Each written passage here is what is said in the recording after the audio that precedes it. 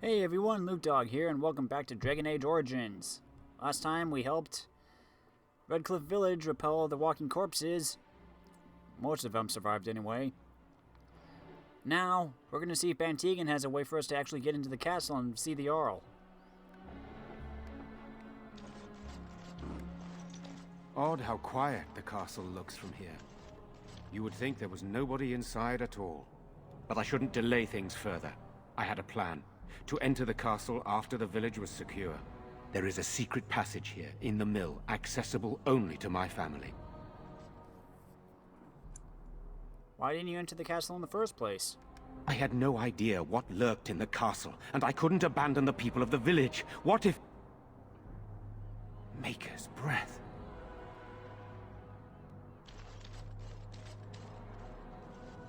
Aedan, thank the Maker you yet live. Isolde, you're alive. How did you... What has happened? I do not have much time to explain. I slipped away from the castle as soon as I saw the battle was over, and I must return quickly. And I need you to return with me, Aedan. Alone. You'll need more of an explanation than that. What? Who is this man, Aedan? You remember me, Lady Isolde, don't you? Alistair. Of all the... Why are you here? They are Grey Wardens, Isolde. I owe them my life. Pardon me, I would exchange pleasantries, but... Considering the circumstances... Please, Lady Isolde, we had no idea anyone was even alive within the castle. We must have some answers. I know you need more of an explanation, but I don't know what is safe to tell. Aedan, there is a terrible evil within the castle. The dead waken and haunt the living. The maid responsible was caught, but still it continues. And I think Connor is going mad. We have survived, but he won't flee the castle. He has seen so much death. You must help him, Aedan. You are his uncle. You could reason with him. I do not know what else to do. What about Jarl Aedan? Is he still alive? He is. He is being kept alive so far, thank the Maker. Kept alive? Kept alive by what? Something the mage unleashed. So far it allows Eamon, Connor, and myself to live. The others were not so fortunate. It killed so many, and turned their bodies into walking nightmares. Once it was done with the castle, it struck the village. It wants us to live, but I do not know why. It allowed me to come for you, Aedan, because I begged, because I said Connor needed help. Do you think this evil could be some kind of demon? I do not know. Oh, Maker's mercy. Could it truly be a demon? I can't let it hurt my Connor. You must come back with me, Aedan. Please. Tell me about this mage you mentioned. He is an infiltrator, I think. One of the castle staff. We discovered he was poisoning my husband. That is why Eamon fell ill. Eamon was poisoned? He claims an agent of Terran Logain's hired him. He may be lying, however. I cannot say. Why must Aedan go alone? For Connor's sake. I promised I would return quickly and only with Aedan. Aedan, I know you could order your men to follow me when I return to the castle. I beg you not to. For Connor's sake. Why do I get the feeling you aren't telling us everything? I beg your pardon? That's a rather impertinent accusation. Not if it's true. An evil I cannot fathom holds my son and husband hostage. I came for help. What more do you want from me? Aedan, I do not have much time. What if it thinks I'm betraying it? It could kill Connor. Please come back with me. Must I beg? We need to decide what to do. The king is dead, and we need my brother now more than ever. I will return to the castle with you, Isolde. Thank the Maker. Bless you, Tegan. Bless you. Seems you have little choice. I have no illusions of dealing with this evil alone. You, on the other hand, have proven quite formidable. Isolde, can you excuse us for a moment? We must confer in private before I return to the castle with you. Please do not take too long. I will be by the bridge.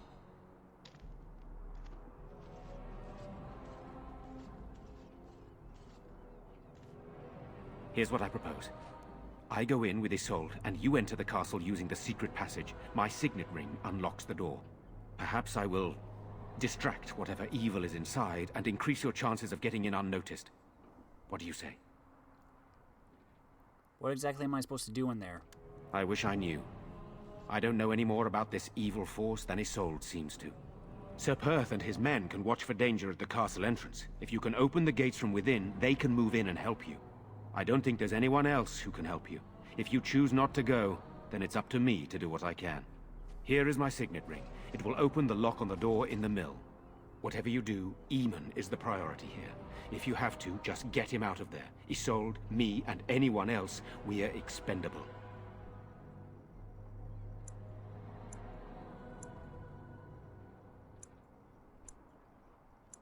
I don't believe that. I'll rescue I will rescue you all. I promise. You are a good man. The Maker smiled on me indeed when he sent you to Redcliffe. So we are just going to send him with that woman? It seems so dangerous. But I can delay no longer. Allow me to bid you farewell. And good luck.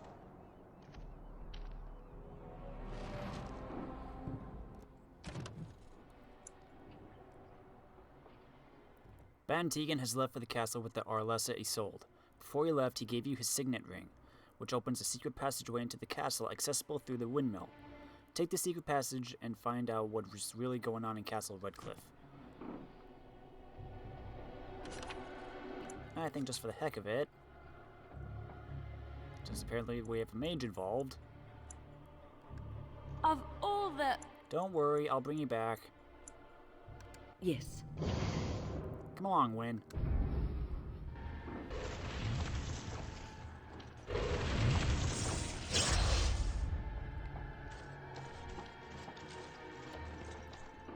Move along, friend. Thank you. Why are you here? Van Tegan informed me that he would like us to wait at the castle gate, should you get the opportunity to open it. I would prefer to enter the castle with you, but he is right. Someone must remain to guard Redcliffe and bring word to the king should our plan go awry. At any rate, I will go to the gates now. May you remain in the Maker's sight, my friend. Okay. Let's go, everybody.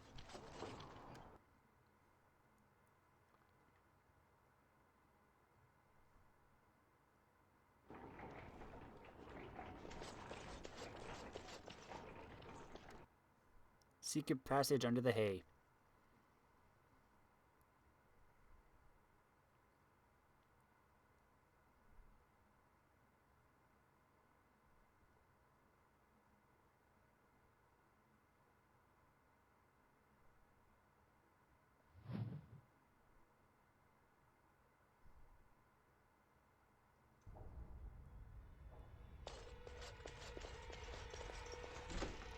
Do not let them overwhelm us. Get away from me! Hi. Don't be a fool!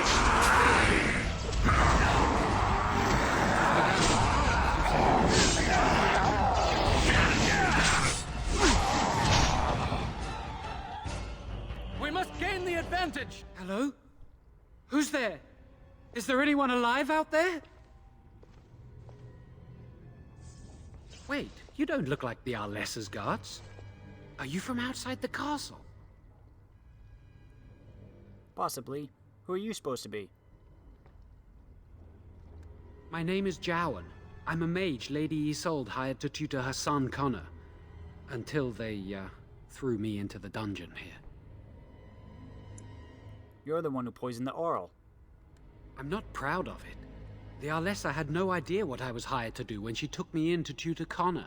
I know it looks suspicious, but I'm not responsible for the creatures and the killings in the castle. I was already imprisoned when all that began. At first, Lady Isolde came here with her men, demanding that I reverse what I'd done. I thought she meant my poisoning of the Arl. That's the first I heard about the walking corpses. She thought I'd summoned a demon to torment her family and destroy Redcliffe. She had me tortured. There was nothing I could do or say that would appease her. So, they left me to rot. Why did you poison Aedan? I was instructed to by Terran Loghain. I was told that Aedan was a threat to Ferelden, that if I dealt with him, Loghain would settle matters with the Circle. You see, I'm a Maleficar, a blood mage. You? A blood mage? Truly? I would never have guessed. A blood mage? Well, that isn't good. Ah, I thought you looked familiar. I had thought you dead, hunted down by the Templars. I guess you might have been told that. I was in hiding when I was caught. But instead of killing me, Loghain made me an offer. But he's abandoned me here, hasn't he? Everything's fallen apart and I'm responsible! I have to make it right somehow. I have to! Why did the Arlessa need a mage to tutor her son? Connor had started to show signs. Lady Isolde was terrified the Circle of Magi would take him away for training.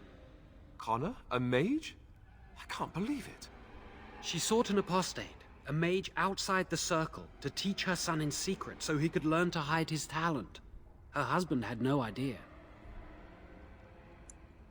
Perhaps her son is responsible for what happened. I thought that too. Connor has little knowledge of magic, but he may have done something to tear open the veil.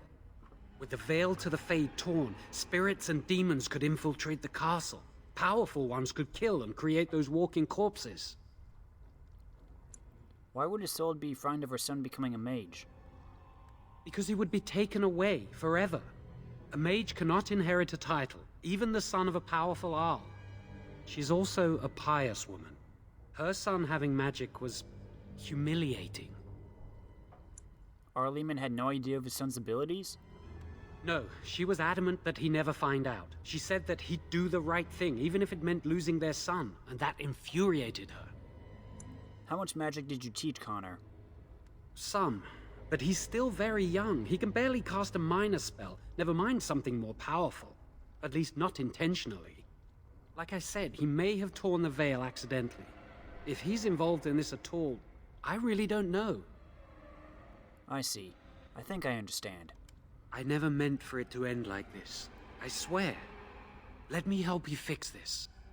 I say this boy could still be of use to us, but if not, then let him go. Why keep him prisoner here? Hey, let's not forget he's a blood mage. You can't just set a blood mage free. Better to slay him. Better to punish him for his choices. Is this Alistair who speaks, or the Templar? I'd say it's common sense. We don't even know the whole story yet. Jowan has good intentions, but a blood mage? I find it difficult to trust his words. I don't know. He is a blood mage. But this is an unusual situation. Give me a chance, please. So how will you make things right? I tried to save anyone still up there. There must be something I can do.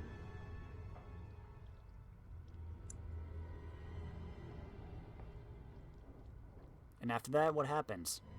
Afterwards, I assume I'll be arrested, or executed, or whatever people like me get.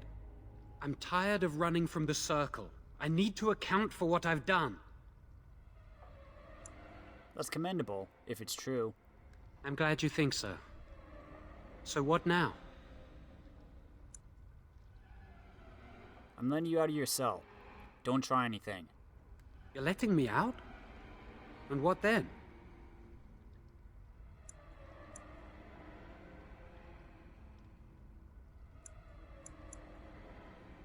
You come with me, that's what.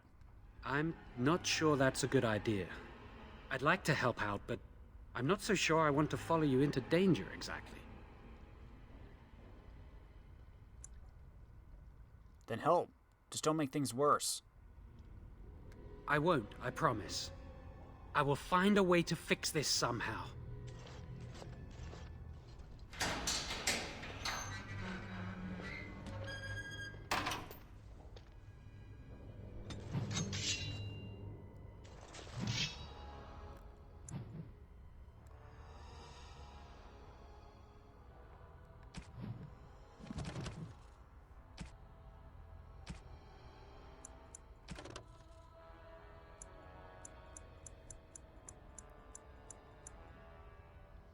It is not uncommon for the neophyte to mistake apostates and maleficarum as one and the same.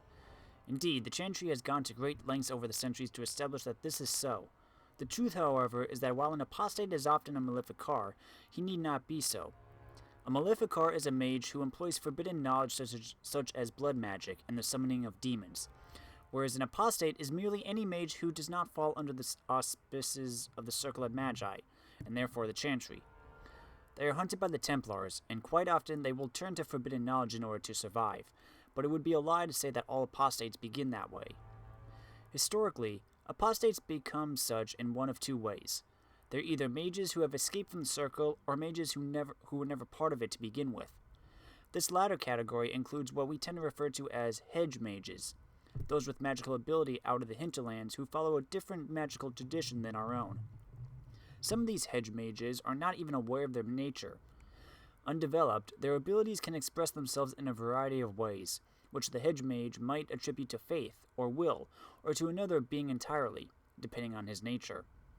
Some of these traditions are passed down from generation to generation, as with the so-called witches of the Chasen Wilders or the shamans of the Avar barbarians. No matter how a mage has become apostate, the Chantry treats them alike. Templars begin a systematic hunt to bring the apostate to justice. In almost all cases, justice is execution. If there is some overriding reason the mage should live, the right of tranquility is employed instead. Whether we of the Circle of Magi believe the system fair is irrelevant. It is what it is. From Patterns Within 880 Blessed.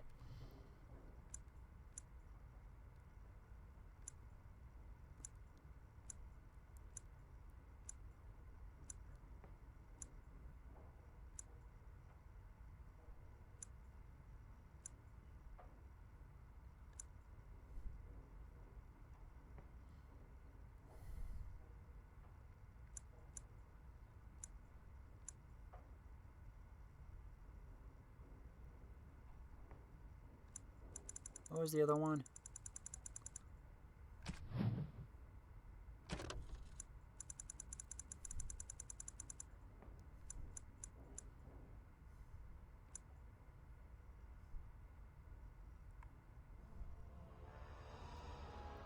Was it blood magic?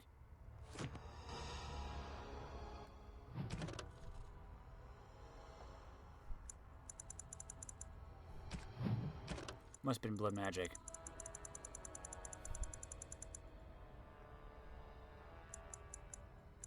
Blood magic, the forbidden school.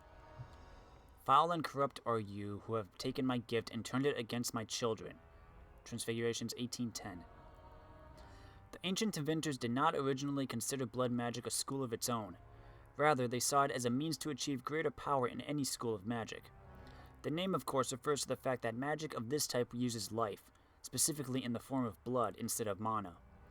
It was common practice at one time for a magister to keep a number of slaves on hand so that, should he undertake the working of a spell that was physically beyond his abilities, he could use the blood of his slaves to bolster the casting. Over time, however, the Imperium discovered types of spells that could only be worked by blood. Although lyrium will allow a mage to send his conscious mind into the Fade, blood would allow him to find the sleeping minds of others, view their dreams, and even influence or dominate their thoughts. Just as treacherous, blood magic allows the veil to be opened completely so that demons may physically pass through it into our world. The rise of the Chant of Light and the subsequent fall of the Old Imperium has led to blood magic being all but stamped out, as it should be, for it poses nearly as great a danger to those who practice it as to the world at large. From the Four Schools, a treatise by First Enchanter Josephus.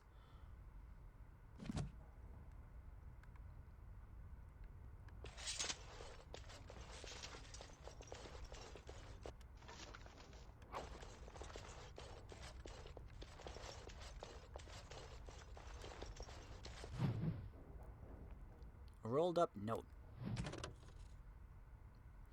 I hope whoever finds this can read it. I hate the thought that my last words might be used as a kindling, or, maker forbid, to wipe someone's bum, but that's happenstance for you, I suppose. My name is Brannon. I was born in Rainosphere. I grew apples, once upon a time. When their legions came to demand I bow to their emperor, I turned them away.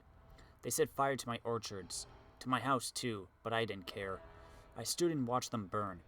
Trees die eventually, houses fall, but my honor can be lost only if I let it. They came back a week later and demanded that I swear an oath. This time, when I refused, they clapped me in irons. Now I'm here, and I'll die in this place. It seems a foolish thing to die for, doesn't it? I could have said a few words and rebuilt my house, gone on with my life as if nothing had changed. 100 generations of my family have lived and died on that land, and I won't be the one to trade our family honor for apples. Whoever you are, whatever they brought you here for, if you leave this place, I hope you'll go to Rainosphere. There's no living remnant of us left there, but you'll find my family all the same. We're stamped onto the earth. We're in the wind that rustles the trees. Tell my family how I died, and I promise you, they'll hear.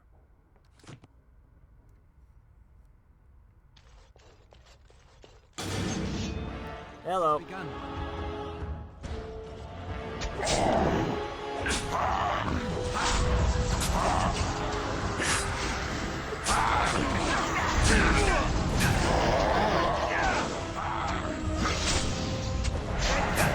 Stab, stab.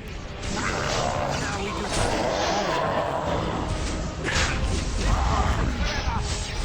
the crusade.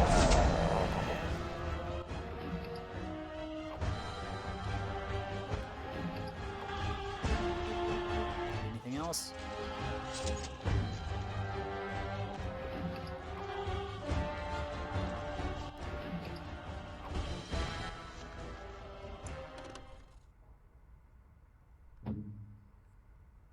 Havard's Aegis, still better. Okay, let's get upstairs.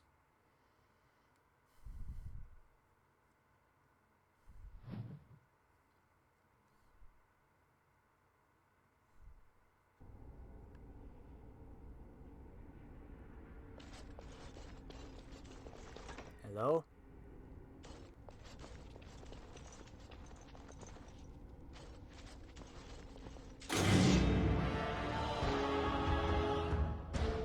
Here comes someone.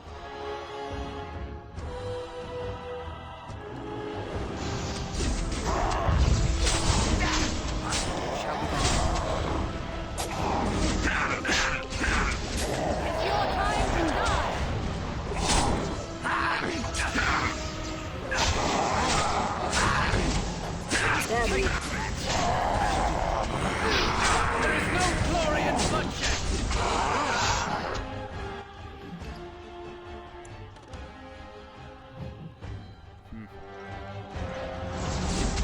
Take him out, guys.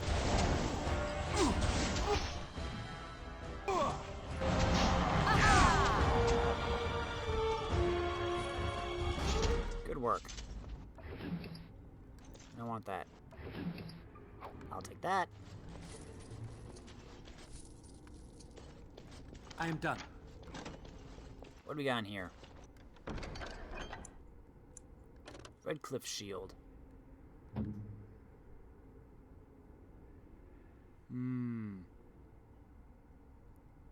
More fatigue. More missile deflection.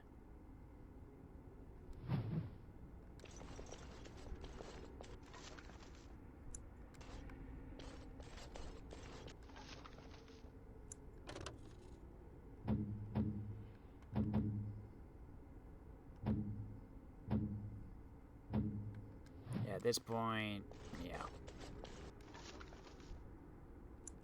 Take the arrows.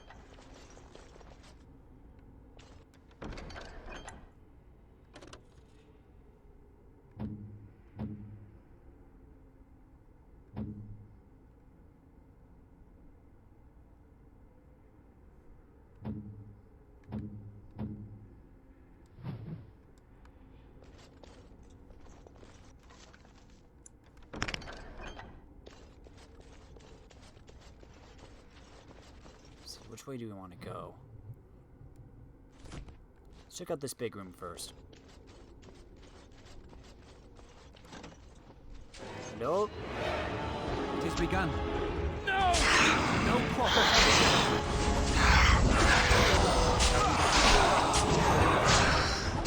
Stab, stab, stab.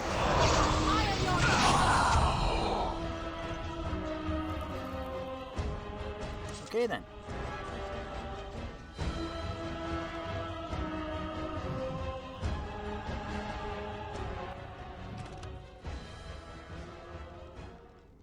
Yay, we got chapter 2. The First Blight devastated the Tevinter Imperium. Not only had the Darkspawn ravaged the countryside, but Tevinter's citizens had to face the fact that their own gods had turned against them.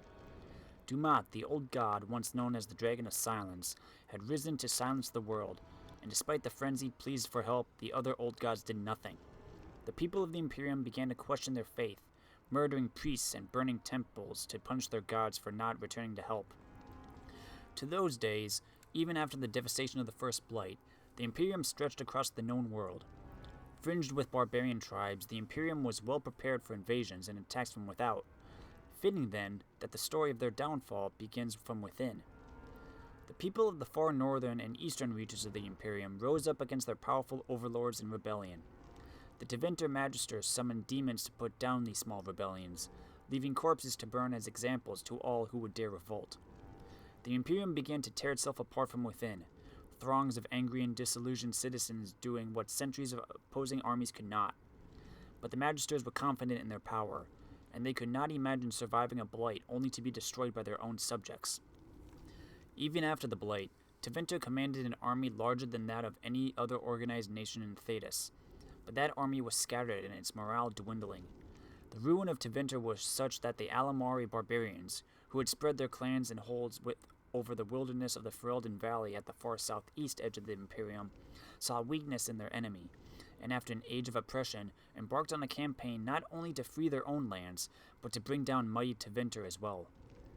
The leaders of that blessed campaign were the great barbarian warlord Mafarath and his wife Andraste. Their dreams and ambitions would change the world forever. From Tales of the Destruction of Thedas by Brother Genetivi. When the prophet Andraste and her husband Mafarath arrived at the head of their barbarian horde, southern Tevinter was thrown into chaos. The Imperium had defended against invasions in the past, but now they stood without the protection of their gods, and their army in tatters and their country devastated by the blight. Many felt that the timing of the invasion was yet another of the Maker's miracles in Andraste's campaign to spread his divine word. Andraste was more than simply the wife of a warlord, after all. She was also the betrothed of the Maker.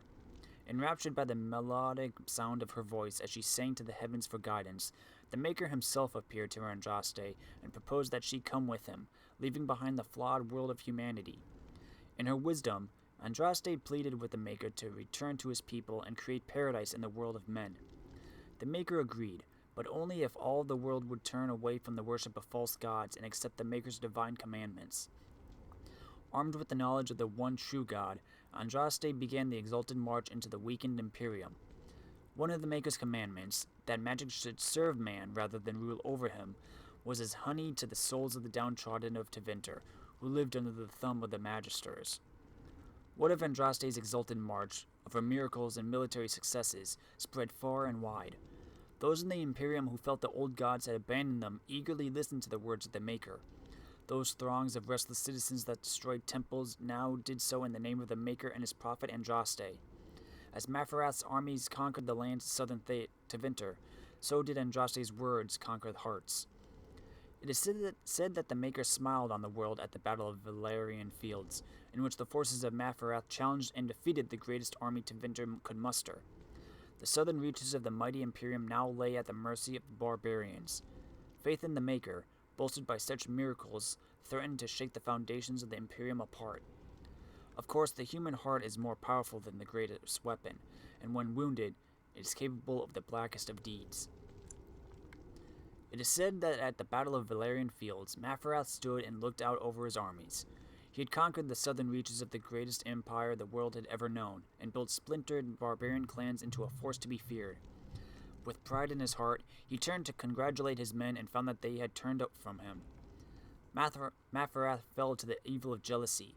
After all he had done, his wife was the one to receive all the glory. He saw his wife's power and influence, and tired of his place as second husband below the Maker. His heart swelled with fury. If he had conquered just to have his wife wrested from him by a forgotten god and a legion of faithful hungry rabble, then perhaps this war was not worth the trouble. Here, history and the Chant of Light come apart. History tells us that Maferath looked north into the Central Imperium and saw nothing but more war against a rapidly regrouping army, and he despaired. The Chant of Light holds that Maferath chafed with jealousy of the Maker, and jealousy of the glory that Andraste received, although it was he who led the armies. Maferath traveled to the Imperium capital of Minrathous, and to speak with the Archon Hessarian. There he offered up his wife to the Imperium in return for a truce that would end hostilities once and for all. The Archon, eager to put down the voice of the prophet that stirred his own people against him, agreed. Maferath led Andraste into an ambush where she was captured by Imperial agents, putting an end to her exalted march. Crowds of loyalists stood in the central square of Minrathous to watch Andraste's execution. By command of the Archon, she was burned at the stake in what the Imperium believed to be the most painful punishment imaginable. According to the Chantry, however, Andraste was instead purified and made whole by the flames, ascending to life at her Maker's side. By all accounts, there was only silence where they expected screams. At the sight of the prophet burning, the crowds were filled with a profound guilt, as if they had participated in a great blasphemy. So moving was the moment that the Archon himself drew his sword and thrust it into the prophet's heart, ending her torment and leaving those assembled to consider the weight of what they had seen. Whereas the execution of Andraste was meant to be a symbol of defeat for the faith of the Maker, in truth it all but sealed the fate of the worship of the old gods and paved the way for the spread of the Maker's chant. The crowds present at the death of Andraste would have right to feel despair. It is believed that the prophet's execution angered the Maker, and he turned his back on humanity once more, leaving the people of Thedas to suffer in the dark. In these dark times, mankind scrambled for a light, any light. Some found comfort in demonic cults that promised power and riches in return for worship. Others prayed to the old gods for forgiveness, begging the great dragons to return to the world. Still others fell so low as to worship the Darkspawn, forming vile cults dedicated to the exaltation of evil in its purest form. It is said that the world wept as its people begged for a savior who would not come. Andraste's followers, however, did not abandon her teachings when she died. The cult of Andraste rescued her sacred ashes from the courtyard in Minrathous after her execution, sealing them away to a secret temple. The location of that temple has long been lost, but the ashes of Andraste served as a symbol of the enduring nature of the faith in the Maker, that humanity could earn the Maker's forgiveness, despite its grievous insult to him. With time, the cult of Andraste spread and grew, and the Chant of Light took form. Sing this chant in the four corners of Thedas, it was said, and the world would gain the Maker's attention at last. As the Chant of Light spread, the cult of Andraste became known as the Andrastian Chantry. Those who converted to the Chantry's beliefs found it their mission to spread Andraste's word. There were many converts, including powerful people in the Imperium and in the city-states of what is now Orlais. Such was the power of the Maker's word that the young king Drakon undertook a series of exalted marches meant to unite the city-states and create an empire solely dedicated to the Maker's will. The Orlesian Empire became the seat of the Chantry's power, the Grand Cathedral in Val Royeaux the source of the movement that birthed the organized Chantry as we know it today. Drakon, by then Emperor Drakon I, created the Circle of Magi, the Order of Templars, and the Holy Office of the Divine. Many within the Chantry revere him nearly as equal with Andraste himself. The modern Chantry is a thing of faith and beauty, but it is also a house of necessity, protecting Thedas from powerful forces that would do it harm. Where the Grey Wardens protect the world from the Blights, the Chantry protects mankind from itself. Most of all, the Chantry works to earn the Maker's forgiveness, so that one day he will return and transform the world into the paradise it was always meant to be. Hooey. Okay, moving on.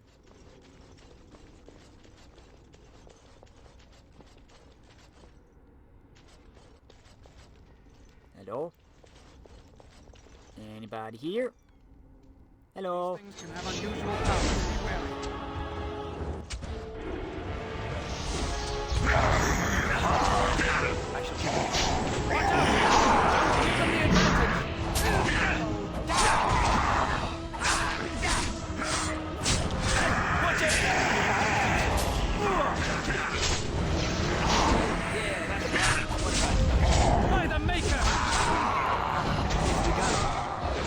Good work, guys.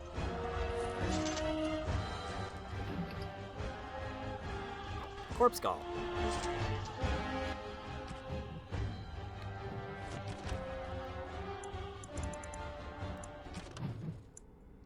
You have found 9 samples of corpse skull for the Chantry. Return them to a Chantry's board or gather a total of 18 for an additional reward. Look there, a cunning trap.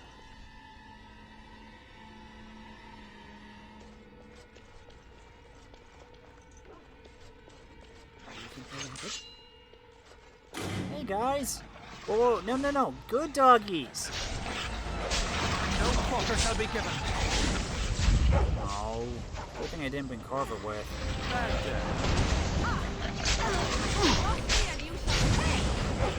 I'm not gonna hurt him. Down you go!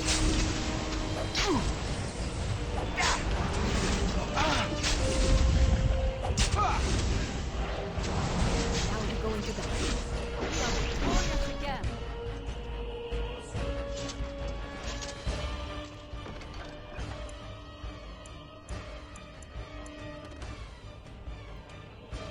The traditional design used most often, however. A traditional Avar Caddis design meant to invoke the Lord of Winter. And a lamb bone. Oh.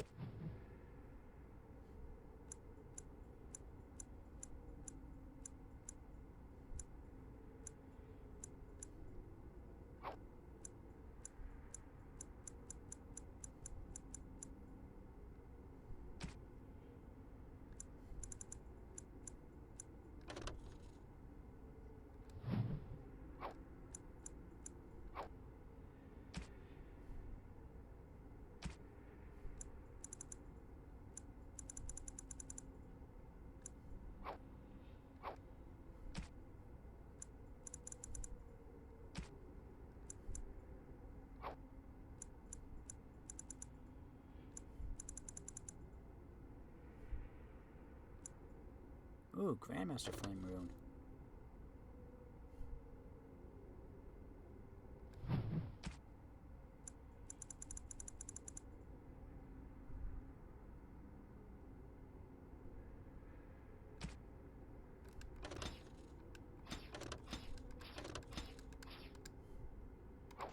Yoink.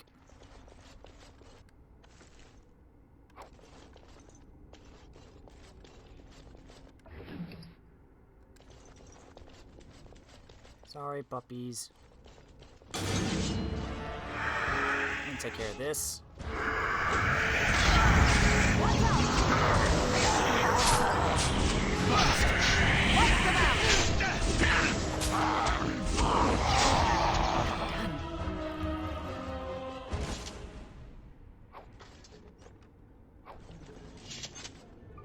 Excuse me, guys. More corpse skull.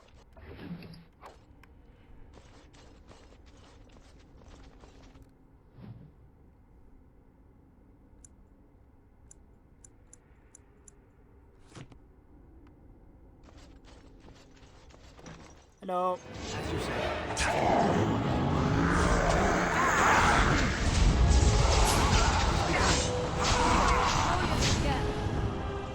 We good?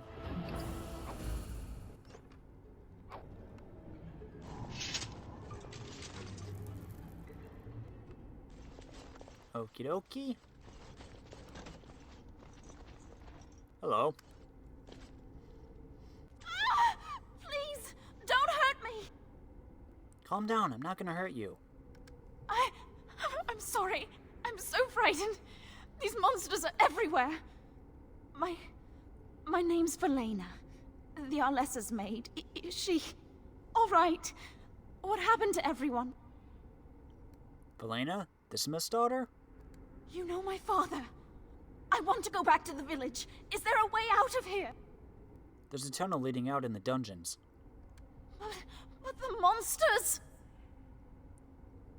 I've killed most of them. It's safe. I'll find my way. I can run fast and I know the castle. Thank you.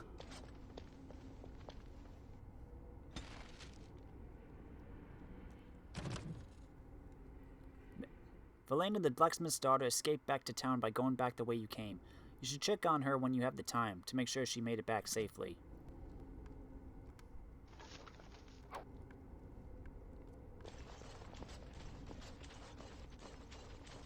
Knock, knock.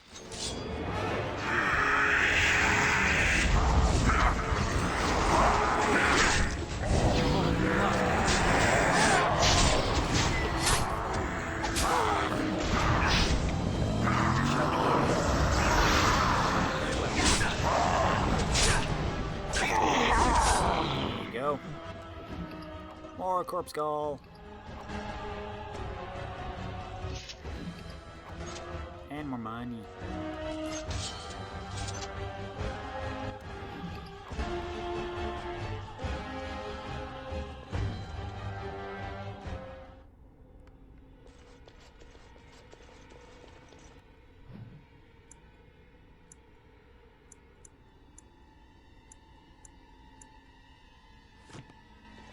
These things can have unusual powers. Be wary.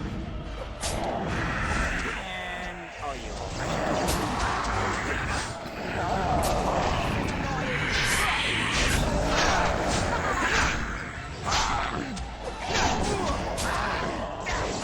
You guys doing okay back there?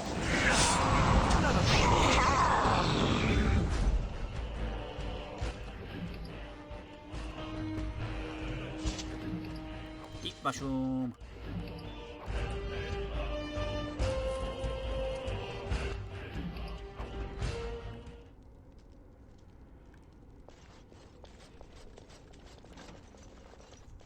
It shall be done.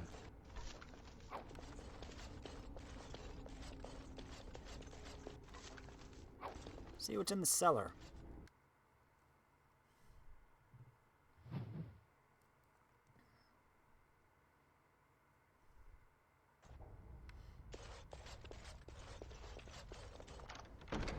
It is over.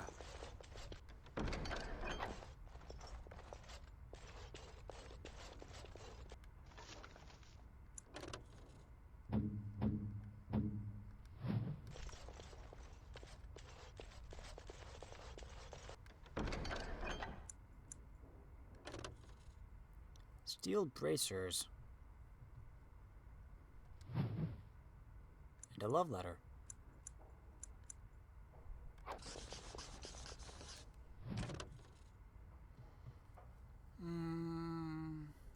My darling Reginald, I burn for you, and because of you, please use the enclosed tincture if our love is to endure.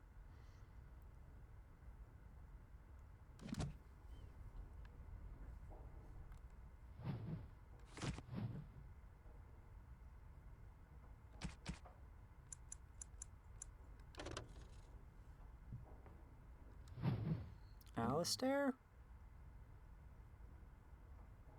Oh, thank you. That's very nice. No. Phooey.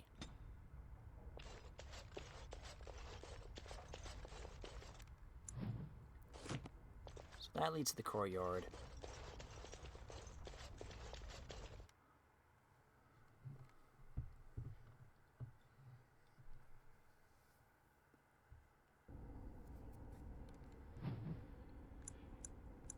That also leads to the courtyard. That leads to the second floor.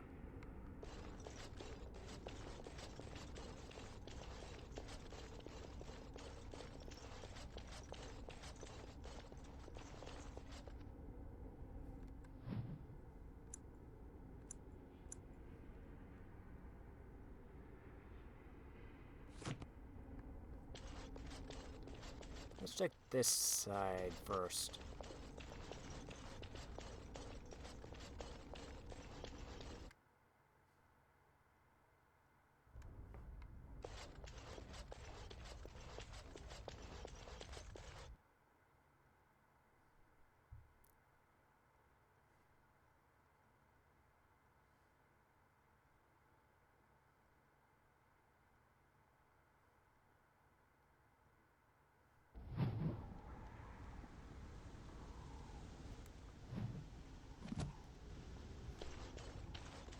Careful! I think they've seen us! To arms! Oof. What just happened? I shall do it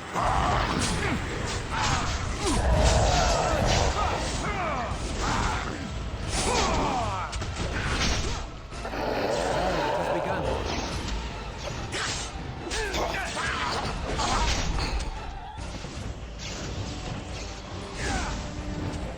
Ooh, Revenant.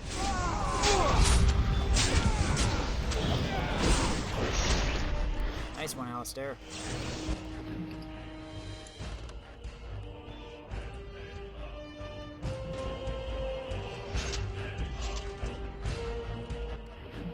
What the heck? I'll take it.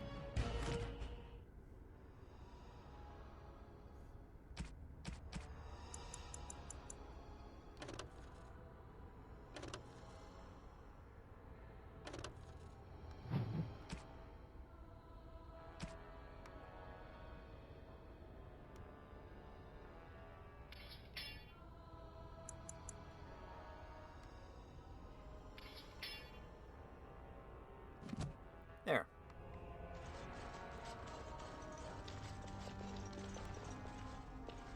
You have opened the gates. That is good. My men and I are eager to see our Arl again. Shall we enter the main hall together? It must be held if we are to regain control of the castle.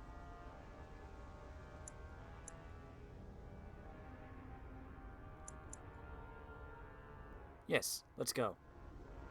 Excellent. Let us go now then, and see what awaits us there.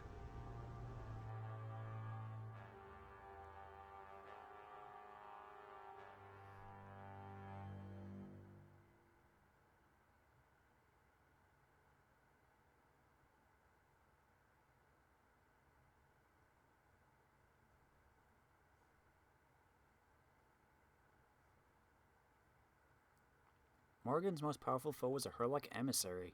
Huh.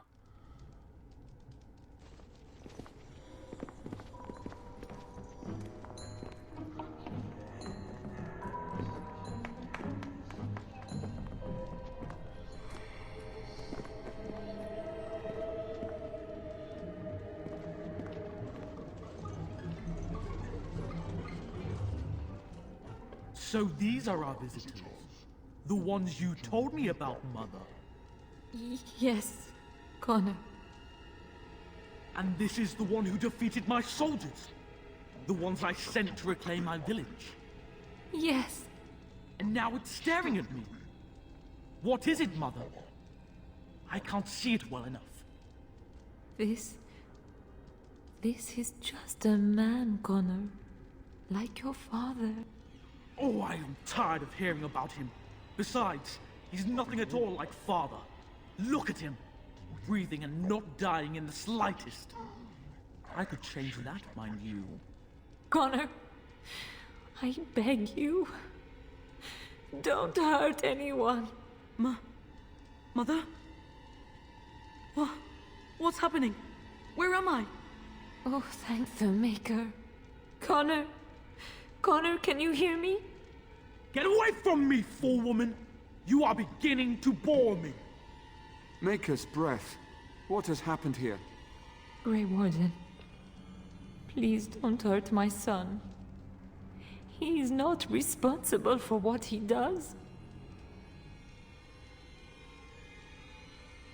So he's the evil force you spoke of. No! Don't say that! So, the boy has become an abomination and sundered the veil. Connor didn't mean to do this. It was that mage, the one who poisoned Demon. He started all this. He summoned this demon. Connor was just trying to help his father. And made a deal with the demon to do so?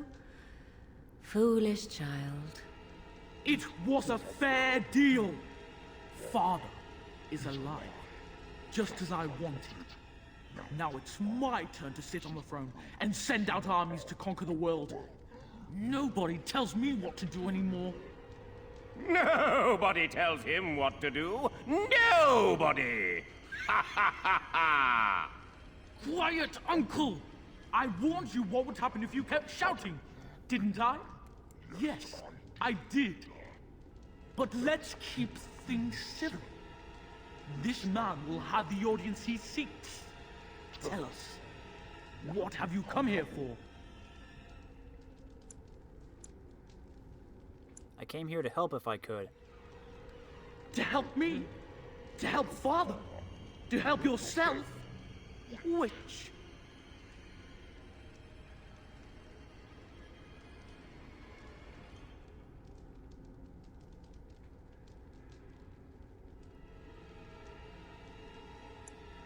To help you, of course. I don't need help. I can do everything all by myself. Isn't that right, Mother? I don't think... Of course you don't! Ever since you sent the knights away, you do nothing but deprive me of my fun. Frankly, it's getting dull. I crave excitement and action. This man spoiled my sport by saving that stupid village, and now he'll repay me. Danger approaches. You travel to Redcliffe to seek the help of Arl Eamon, only to find the village besieged and under attack from the walking dead. You finally manage to find your way into the castle Redcliffe, and have discovered that Connor, Arl Eamon's young son, is the one responsible for all the terrible things that have happened. Connor, a mage, has been possessed by a demon and is now an abomination.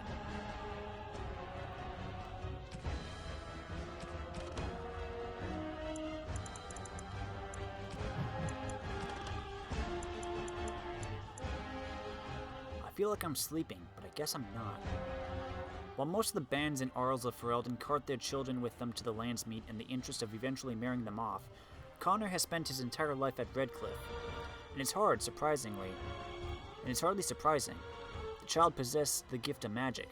By law, he should have been taken to the Circle of Magi at the first sign, abdicating his claim to Redcliffe. Instead, the boy was kept out of public view and his magic hushed up, and with disastrous results. All mages are beacons that attract the attention of Fade spirits. Because of this, they are trained and tested by the Circle to ensure that they can withstand attacks from malevolent Fade creatures that seek entry into the waking world. Untrained Connor drew the attention of a powerful demon that tore the veil asunder.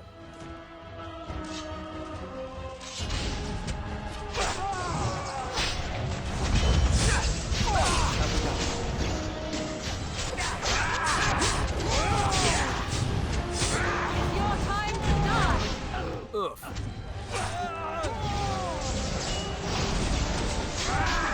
Very well. I'll get the crossbows.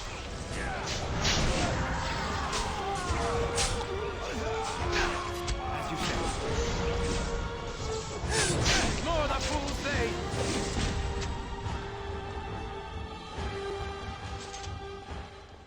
Tegan. Oh, Tegan. Are you all right? I am better now, I think. My mind is my own again. Blessed Andraste. I would never have forgiven myself had you died. Not after I brought you here. The fool I am. Please. Connor's not responsible for this. There must be some way we can save him. You knew about this all along. Yes. I didn't tell you because I believed we could help him. I still do. I'm sorry, my lady, but Connor has become an abomination. He's no longer your son. You! You did this to Connor! I didn't summon any demon. I told you. Please, if you'll let me help. Help? You betrayed me! I brought you here to help my son, and in return you poisoned my husband? This is the mage you spoke of? Didn't you say he was in the dungeon? He was. I assumed the creatures had killed him by now. He must have been set free.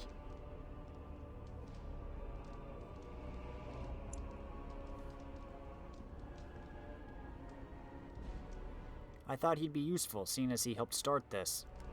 Useful? After everything he did, he should be executed! Without him, none of this would have happened. Your secrecy made his actions possible, Isolde. But I know what you must think of me, my lady. I took advantage of your fear. I'm sorry. I never knew it would come to this. Well, I shan't turn away his help. Not yet. And if Connor is truly an abomination... He's not always the demon you saw. Connor is still inside him, and sometimes he breaks through. Please, I just want to protect him. Isn't that what started this? You hired the mage to teach Connor in secret, to protect him. If they discovered Connor had magic, then they'd take him away. I thought if he learned just enough to hide it, then... Where's Connor now? Why did he run? I think he ran upstairs, to the family quarters. Violence scares him. I know that sounds strange. He may have run up to his room, or... Where's Arleman? Upstairs in his room. I think the demon has been keeping him alive. So if we destroy the demon, then... Then my husband may perish. Yes. Jowen, what can you add to this discussion? The demon in Connor needs to be destroyed. Killing Connor is the easiest way to do that, certainly. But there is another way. A mage could confront the demon in the Fade, without hurting Connor himself. What do you mean? Is the demon not within Connor? Not physically. The demon approached Connor in the Fade while he dreamt, and controls him from there. We can use the connection between them to find the demon. You can enter the Fade, then? And kill the demon without hurting my boy? No, but I can enable another mage to do so. It normally requires lyrium and several mages, but I have blood magic.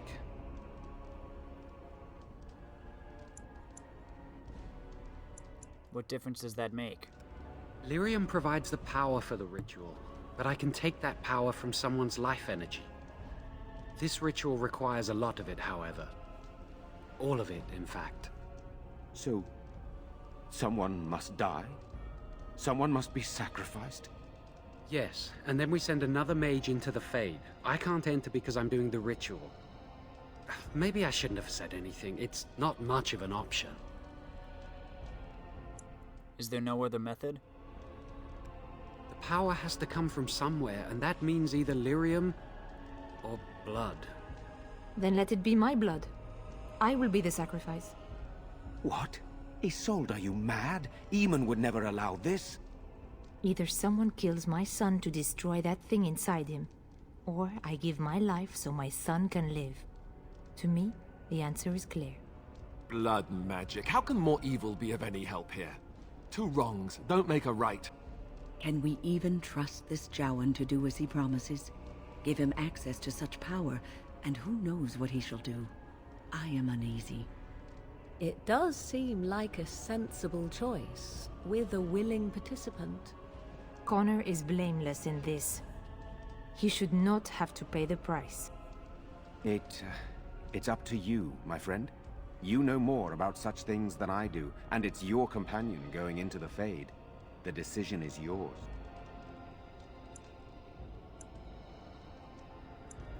There must be another way to enter the Fade. You can find lyrium and more mages at the Circle of Magi, if they would even do it. Circle Tower's not far from here, and they owe me. Let's do it. Indeed. It should not be difficult to get what is needed, provided we have the time. But what will happen here? Connor will not remain passive forever. I'll take that chance. Very well. I will keep Jowen here as a precaution. He says he wants to help, so he will keep an eye on Connor with us. Go to the tower quickly, then. The longer you are away, the greater the chances of disaster.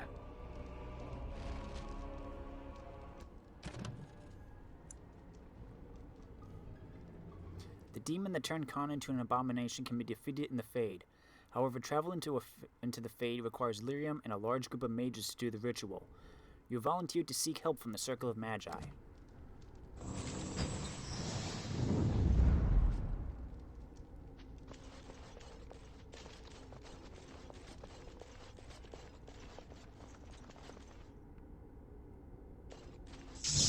danger approaches. Hello. Don't give them the advantage!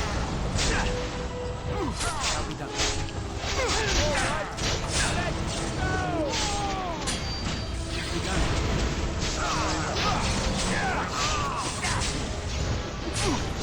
Okay, done with you now.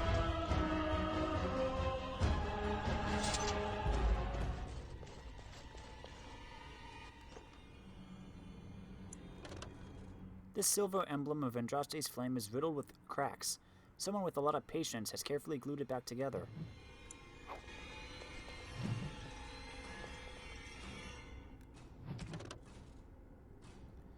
There are many lords and ladies in Valorio, and I mean this literally. Once the system of noble titles in Orlais was labyrinthine. There were barons and baronesses, there were barons and baronets and baronets and sir barons and a horde of others, each with its own origins and its own nuances of comparison. The Orlesian aristocracy is ancient and much given to competition. All the nobility play the grand game, as it is known, whether they wish to or not. It is a game of reputation and patronage, where moves are made with rumors and scandal is the chief weapon. No gentle game, this. More blood has been drawn as a result of the grand game than any war the Orlesians have fought. Of this, I am assured by almost every gentleman here. As far as titles went, everything changed with the coming of Emperor Drakon, who established the Orlesian Empire as it exists now, and who created the Chantry. There's no more venerated figure in Orlais. In Valorio, the statue of Drakon stands as tall as the statue of Andraste. Drakon determined that the grand game was tearing Orlais apart, so he abolished all titles beside his own, in Lord and Lady. I'm told, with some twittering amusement, that this action did not end the grand game as Drakon had intended. Now the lords and ladies collect unofficial titles rather than official ones, such as the exalted patron of Tassis Clay or uncle to the champion of Tremez. It is a headache to remember such titles, and one winces to think of the poor doorman at the balls who must rattle them off as each guest enters the room. The aristocracy is different from Ferelden in other ways as well. The Orlesians' right to rule stems directly from the Maker. There exists neither the concept of rule by merit nor the slightest notion of rebellion. If one is not noble, one aspires to be, or at the least aspires to be in the good graces of a noble, and is ever watching for a way to enter the patronage of those better placed in the grand game. And then there are the masks, and the cosmetics. I've not seen so much paint since the kennels at High Ever, but that is another story. From Beyond the Frostbacks, by Ban Tarek of West Hill, 920 Dragon.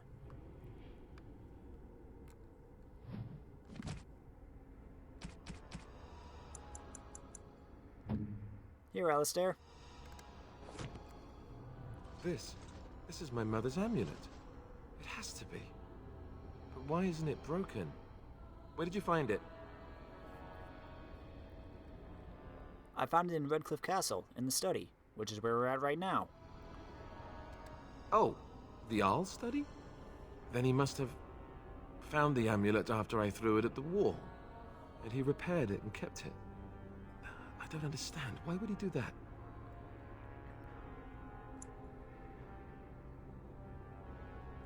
Perhaps you meant more to him than you think. I guess you could be right. We never really talked that much. And then the way I left... Thank you. I mean it. I thought I'd lost this to my own stupidity. I'll need to talk to him about this if he recovers from his... When he recovers, that is. I wish I'd had this a long time ago. Did you remember me mentioning it? Wow. Huh. I'm more used to people not really listening when I go on about things. Your friend. Of course I remembered. I don't know what to say. I'm honored. Thanks again. Yay!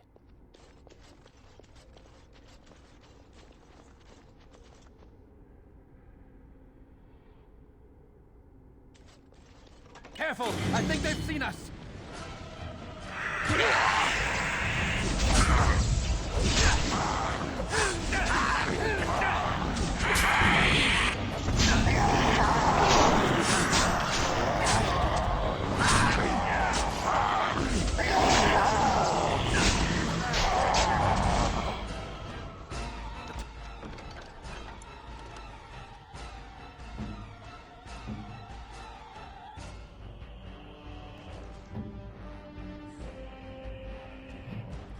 Task is finished. Finished. Thin silver band set with a single gemstone. Oh.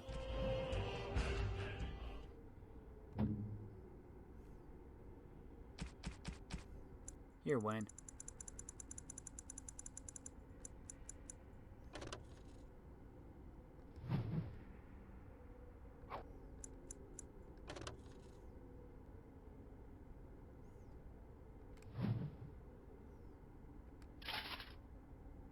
Yeah.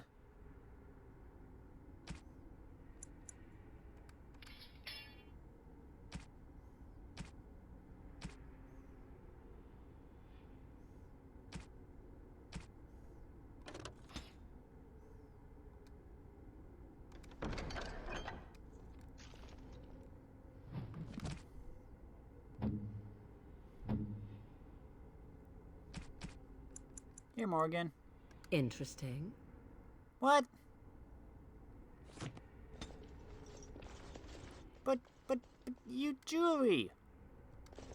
Why is a sword in a vanity?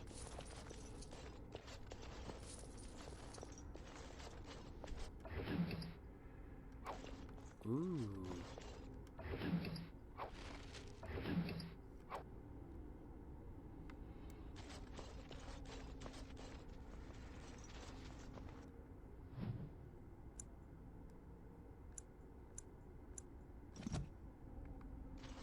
Okay, let's go to the circle. Think again. Impossible. Darn. How do we get out here?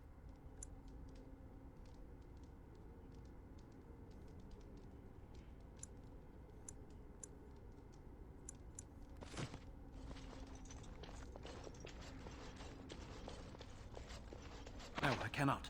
Impossible. Seriously?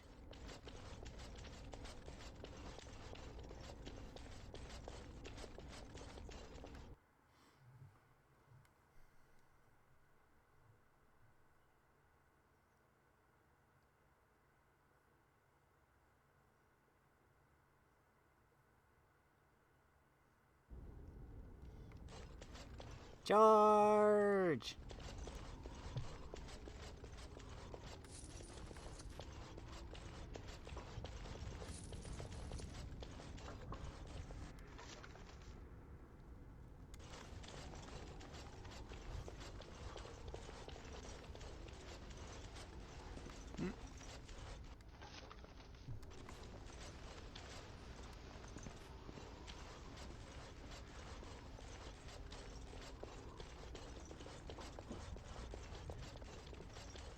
Okay, everybody.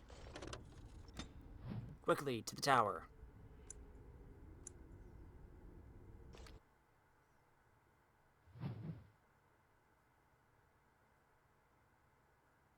Why are we loading?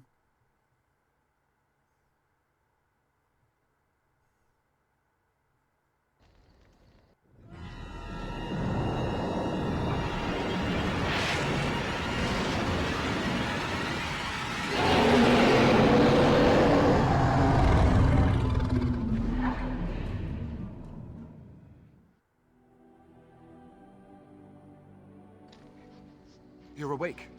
Did you feel it too? It was like the archdemons saw us. Saw us! What does that mean? I think... Wait. Did you hear that?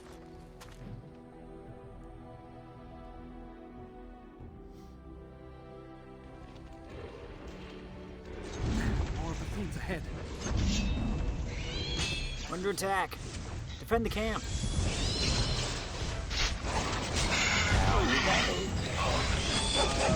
Very well. Begun. As you say. Must maintain it. Shall be done. I should do it. Begun. Shall be done. As you say. I guess it's like Duncan once said. We can sense them, and they can sense us. We'd best be more careful from now on. This camp isn't safe any longer. What will they send next? Darkspawn tax collectors? Fortification should be built around the camp. Can't get a bloody night's rest. How unnerving.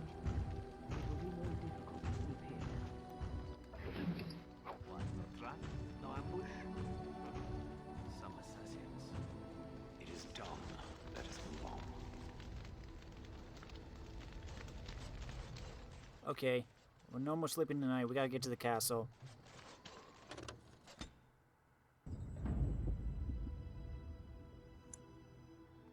Oh, thank you. That's very nice. Indeed.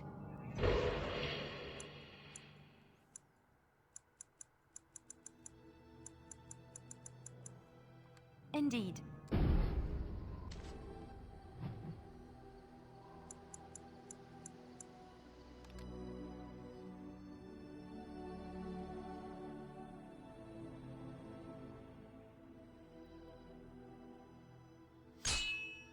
Aw, come on.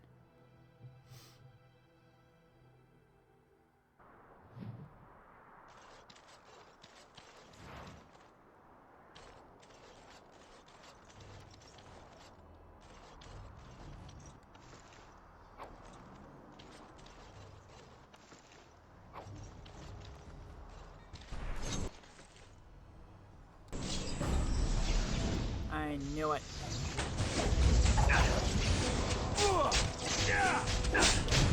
I shall do. Let us end this! Stab, stab, stab. Shall we die? Hey, level up. I am your death!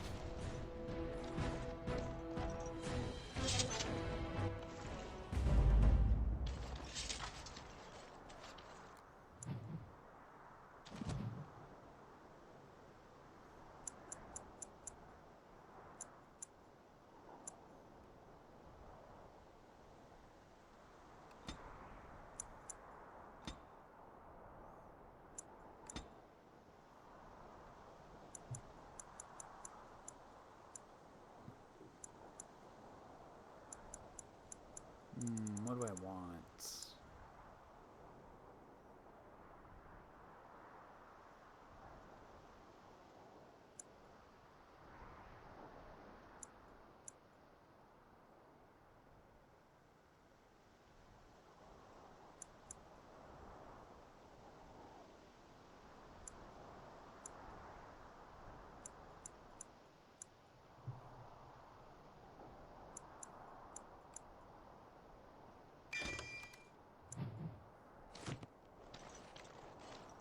Let's go. Moving on.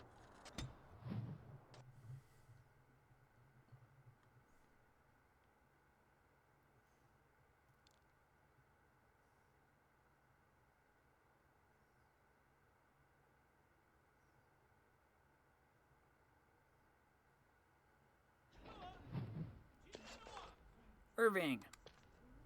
Welcome back, friend.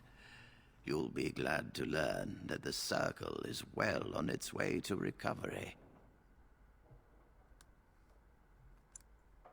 Can the Circle go to Redcliffe to save a possessed child? The child is possessed. But killing the demon would mean killing the... Unless you intend to enter the Fade. Yes, it can be done with a group of mages. I shall gather what mages I can, and we shall leave promptly. A life is at stake. Thanks, First Enchanter.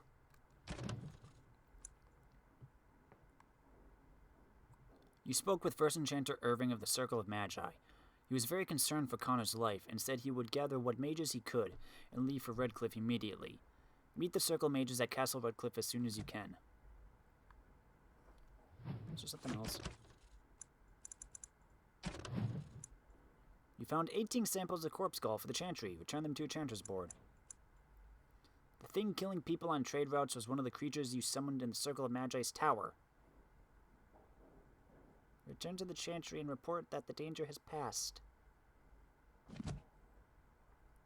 Oops.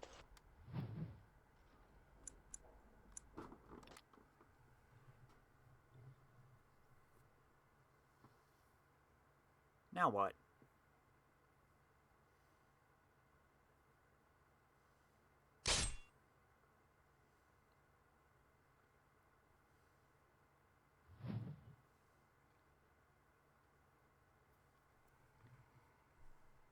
There, more of the fiends ahead. I shall do it. We got Darkspawn.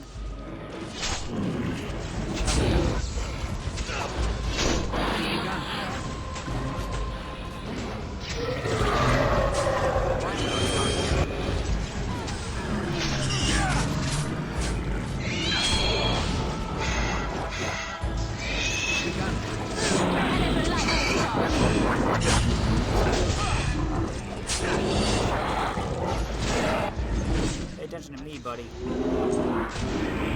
Take that! Down you go!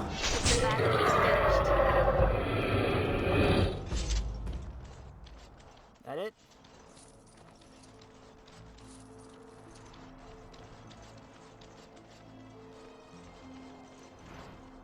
Oh, fruit.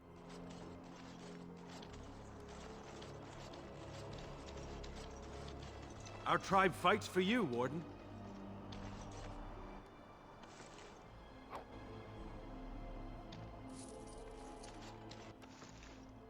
Deep mushroom.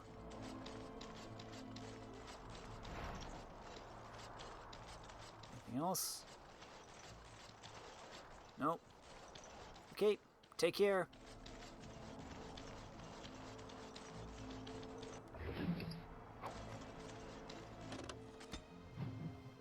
Gotta get back to Redcliffe, quickly.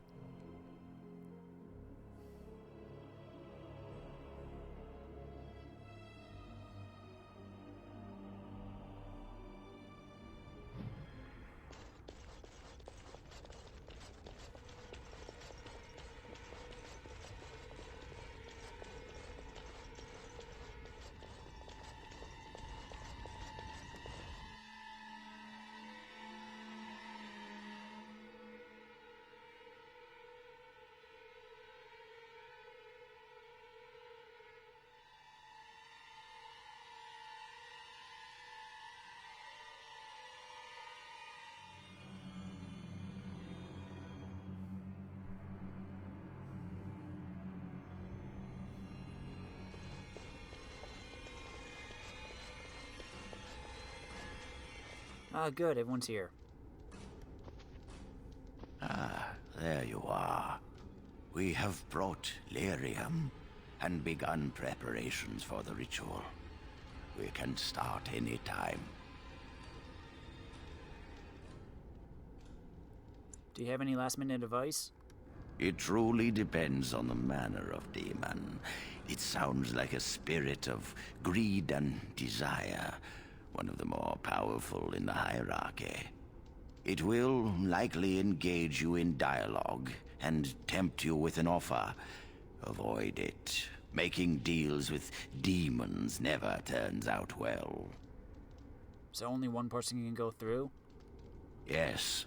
We haven't sufficient lyrium at present to send more than one mage into the Fade. Let's do this now. I'm glad we decided to take this route. This is really the best option. Very well. Who will go into the Fade?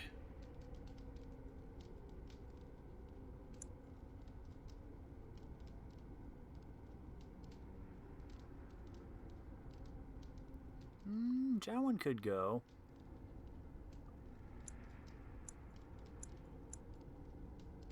I don't want Morgan.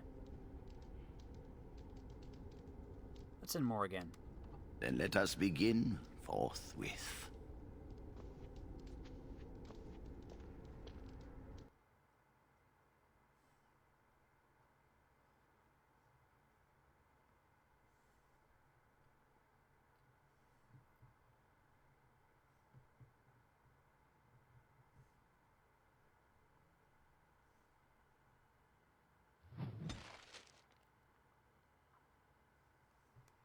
Quest updated.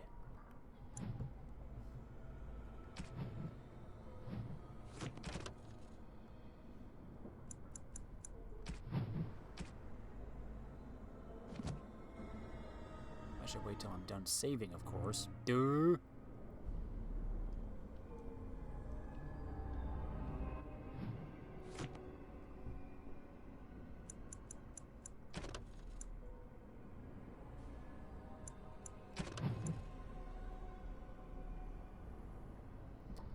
Prince Enchanter Irving and his fellow mages met you at Castle Redcliffe, as promised. The ritual has sent one mage into the Fade, and that mage must defeat the demon in the Fade to free Connor. You chose Morgan to travel into the Fade to defeat the demon.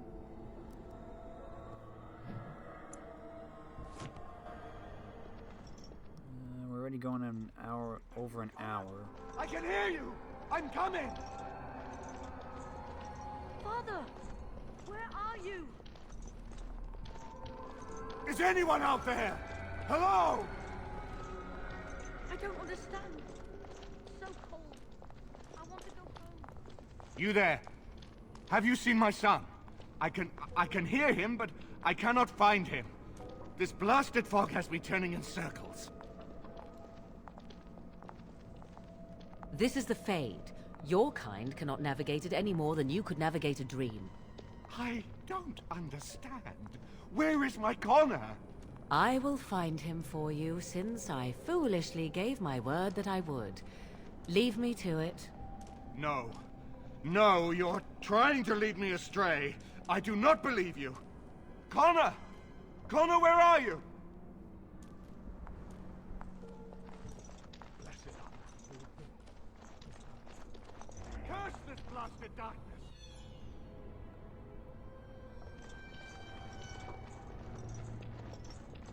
Connor!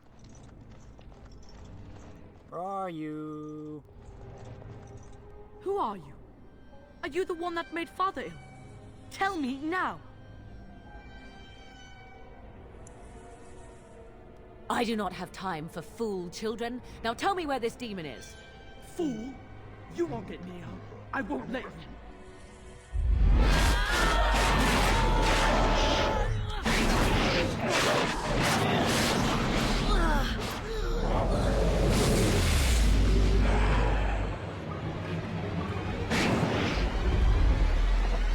Okay. As you wish.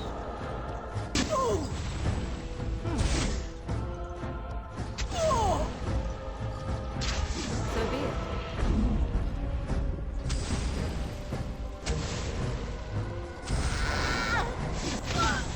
You can never resist me!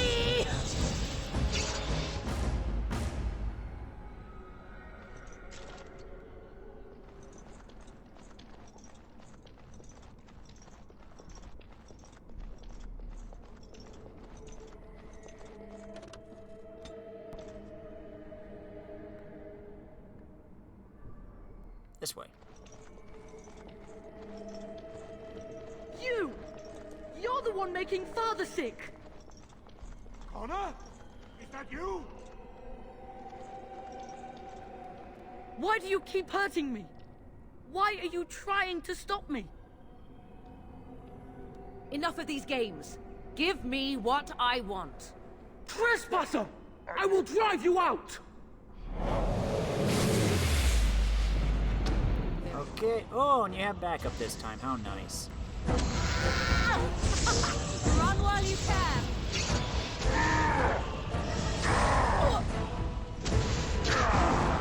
Freeze. Bye-bye. I'll help him! You can't stop me!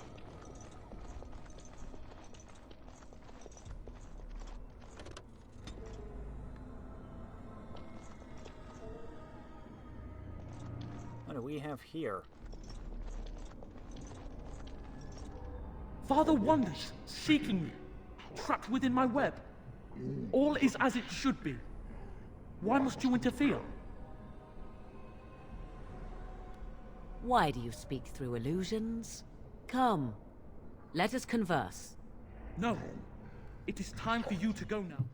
Do not persist, or things will go very badly for you. Okay, let's do this again. Very well. That was easy. Run while you can! It's your time to die! Can demons die?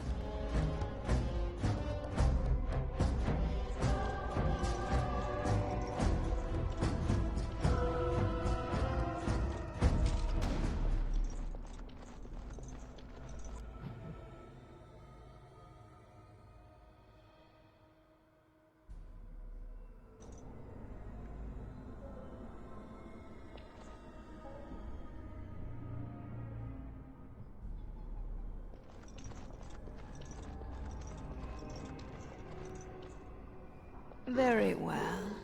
No more illusions. Now we meet face to face. You see my true form, and stand in my domain. It is here I am most powerful. And yet I have no wish to engage your power, nor should you be so eager to engage mine. Perhaps we should converse instead?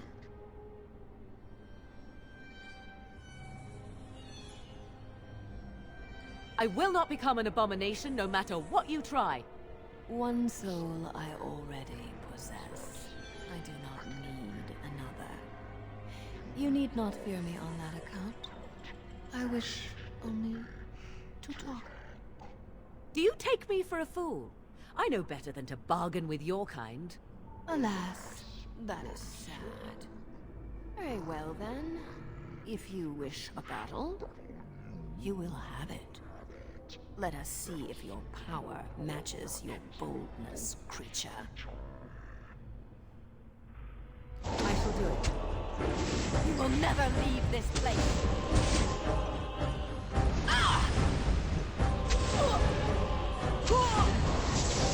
Freeze!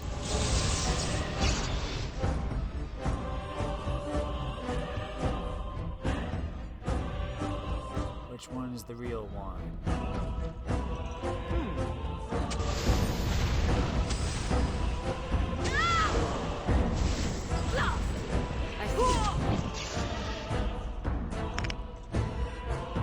Very well.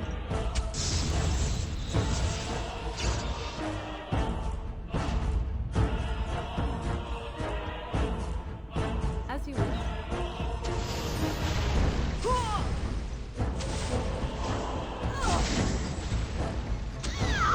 Freeze and die. Run while you can.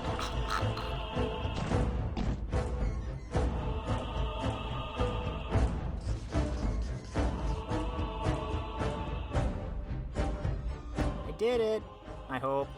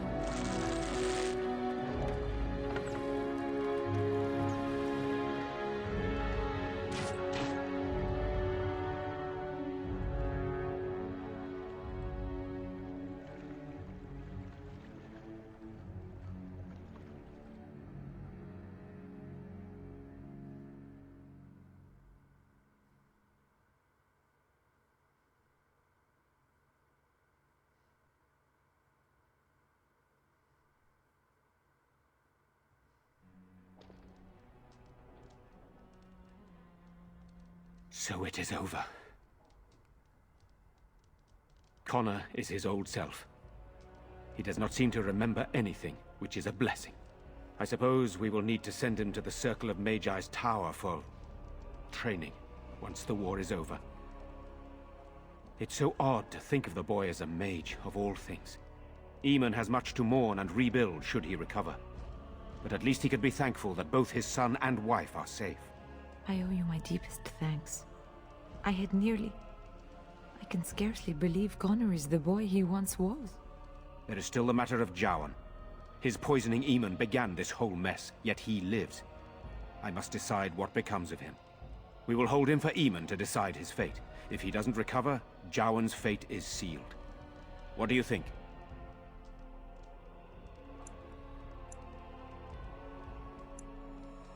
I don't think it's your decision to make.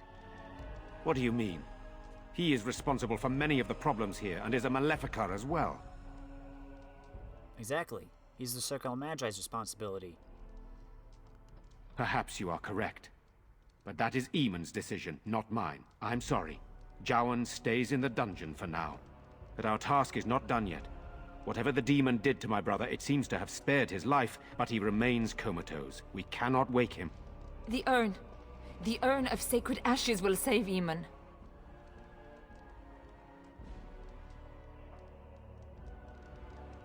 I've already found the urn of sacred ashes. You found the urn?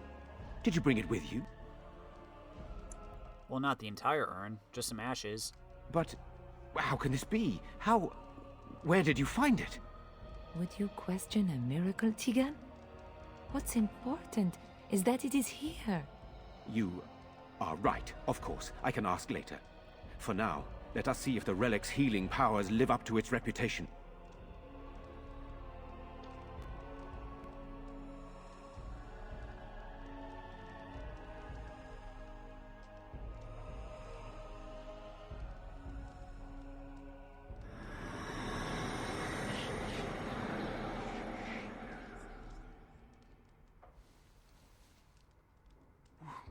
Where am I? Be calm, brother. You have been deathly ill for a very long time. Do you remember nothing? Tegan? What are you doing here? Where is Isolde? I am here, my husband.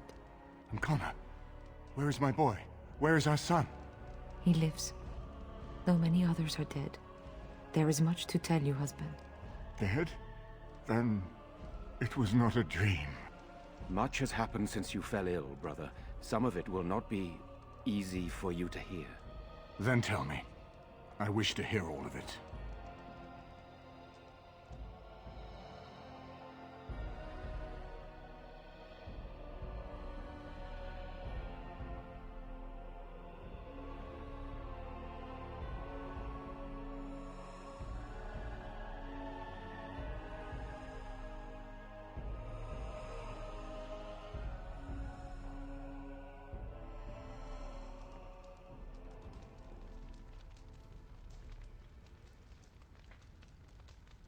This is most troubling.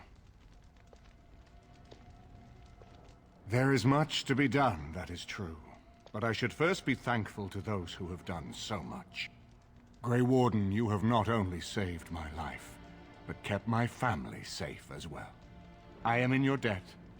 Will you permit me to offer you a reward for your service? I need your help against the Blight. That will do. I understand, but regardless of your motivations, I feel you are worthy of a reward. I would like to honor your efforts. Nothing more. As you wish, then. Then allow me to declare you and those traveling with you champions of Redcliffe. You will always be a welcome guest within these halls. And for you, Warden, a shield of the same make as those that have been given to our finest knights. Thank you, Your Grace. We should speak of Loghain, brother. There is no telling what he will do once he learns of your recovery. Loghain instigates a civil war even though the Darkspawn are on our very doorstep. Long I have known him. He is a sensible man, one who never desired power. I was there when he announced he was taking control of the throne, Aemon. He is mad with ambition, I tell you. Mad indeed. Mad enough to kill Cailan, to attempt to kill myself and destroy my lands. Whatever happened to him, Loghain must be stopped. What's more, we can scarce afford to fight this war to its bitter end.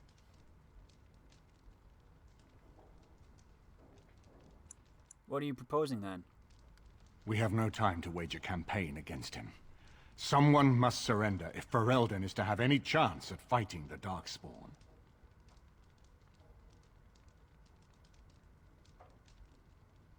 But once everyone learns what he's done...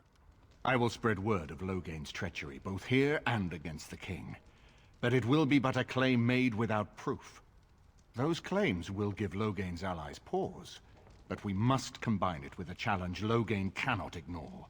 We need someone with a stronger claim to the throne than Logain's daughter, the Queen.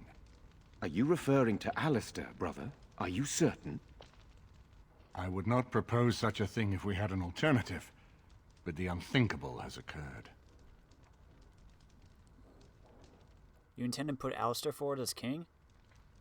Tegan and I have a claim through marriage, but we would seem opportunists no better than Logain. Alistair's claim is by blood. And what about me? Does anyone care what I want? You have a responsibility, Alistair. Without you, Logain wins. I would have to support him for the sake of Ferelden. Is that what you want? But I... No, my lord. I see only one way to proceed. I will call for a landsmeet, a gathering of all of Ferelden's nobility in the city of Denerim. There, Ferelden can decide who shall rule, one way or another. Then the business of fighting our true foe can begin. What say you to that, my friend? I do not wish to proceed without your blessing. Why do you need my blessing? None of this would be possible without you. You led Alistair here. You saved my life with the urn of sacred ashes. It's your lead I follow. I am a credible enough figure in this nation to call the landsmeet, but I hold no illusions that I could face Logain without you. Surely you see that. Do you think this landsmeet idea will work? That depends. If we cannot get a consensus in the landsmeet for Alistair, we cannot afford to oppose Logain either. Does that mean Logain could win? A man who killed his own king, who has gone mad with power? Perhaps. We must see that he does not. What are my options? You have already found allies, but we need those to fight Darkspawn. I truly believe the landsmeet is our best option. We could attempt to wage a military campaign against Logain, but even if we win, would we have enough left to defeat the Darkspawn? No, but neither would Logain. Perhaps Logain gambles on this attitude, that everyone will decide facing the Darkspawn is more vital than facing him, so that he leads us against the Horde. Seems we have little choice. Very well. I will send out the word. But before we proceed, I believe there is the matter of the mage, my son's tutor. He still lives, I understand. He does. He is in the dungeon, brother. Have him brought here, Tegan. I wish to see him. Jowan, what you have done is not in question. You tried to assassinate me and set into motion a series of events that nearly destroyed everything I cherish. What have you to say in your own defense? Nothing, my lord.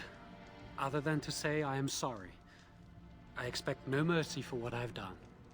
I see. Grey Warden, have you anything to say on Jowan's behalf? He seems earnest in his desire to repent. Oh? That is unexpected. And what would you have me do? As the injured party, my ability to see the merciful path is strained. Give him to the Circle of Magi. True enough, and wisely said.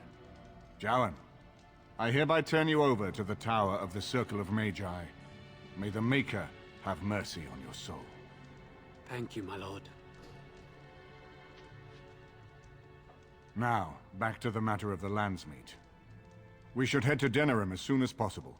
I can delay that, however, if you have other plans. I would prefer not giving Logain time to consider, but it is up to you. I do not wish to go to Denerim unless you are with me. Give me some time, then. As you wish. It will take time for the news to spread, and I can use the interim to get my forces organized. Please tell me when you wish to leave. Until then, you have the run of Redcliffe.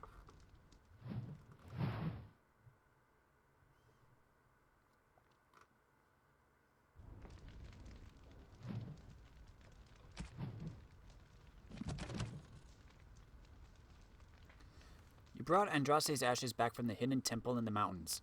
The ashes worked as the legends said they would, and Arl Eamon has recovered. He's learned of the terrible things that happened while he was unconscious, and plans to call the Landsmeet in Denerim. When you're ready to leave for Denerim, speak to Arl Eamon in Castle Redcliffe. You've gathered your army, and the Landsmeet will soon be called. Return to Arl Eamon in Redcliffe and prepare to head to Denerim.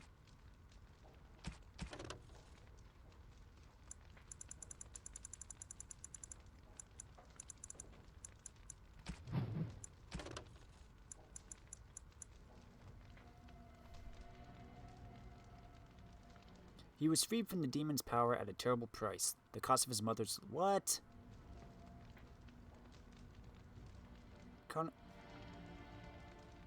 What? That makes no sense.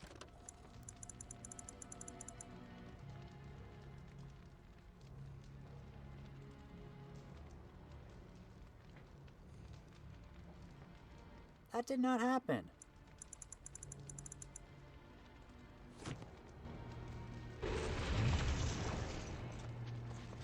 This game doesn't know what it wants to say. I mean, she's standing right there. Connor is probably upstairs in his room. That poor little boy. I just can't bear to think what he must have gone through.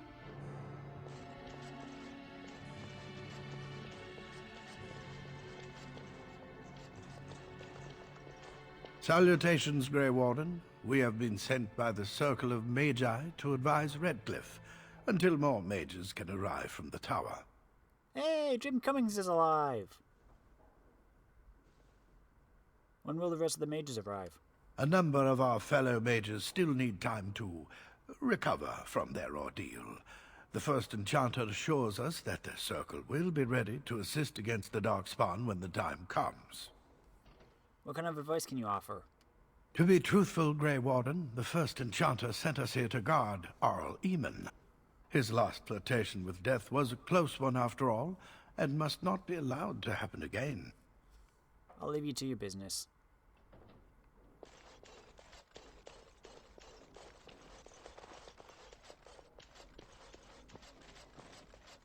See what's on the second floor.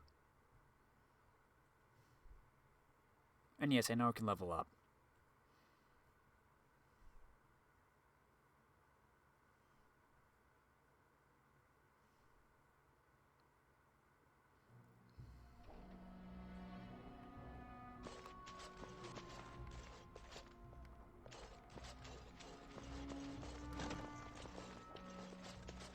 That poor little boy. I just can't bear to think what he must have gone...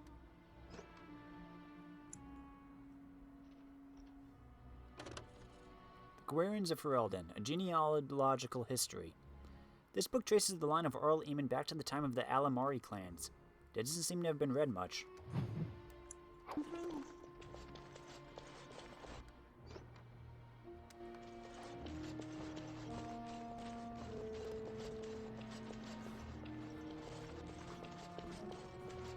What now?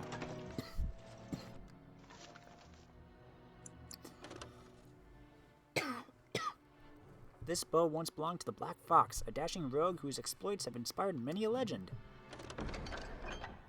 Oh.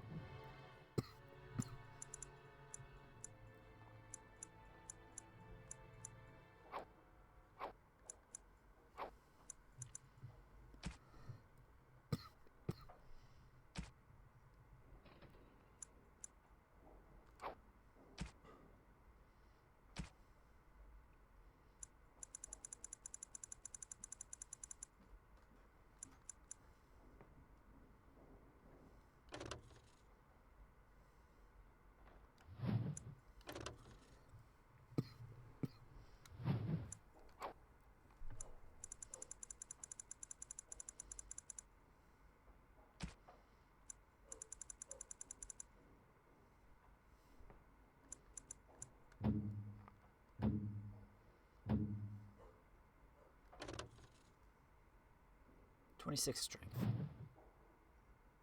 You have nothing equipped.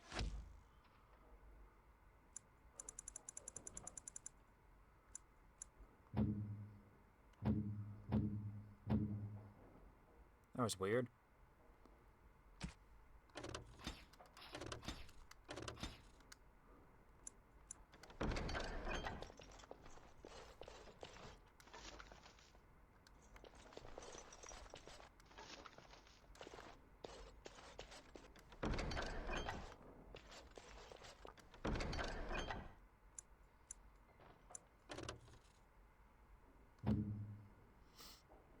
More fatigue.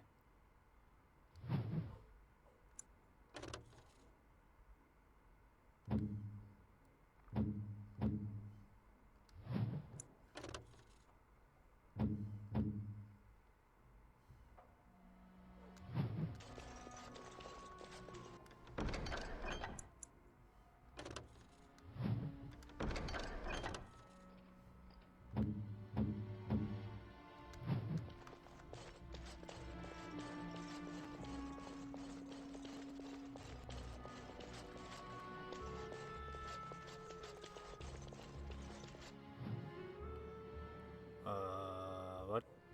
Why are we saving?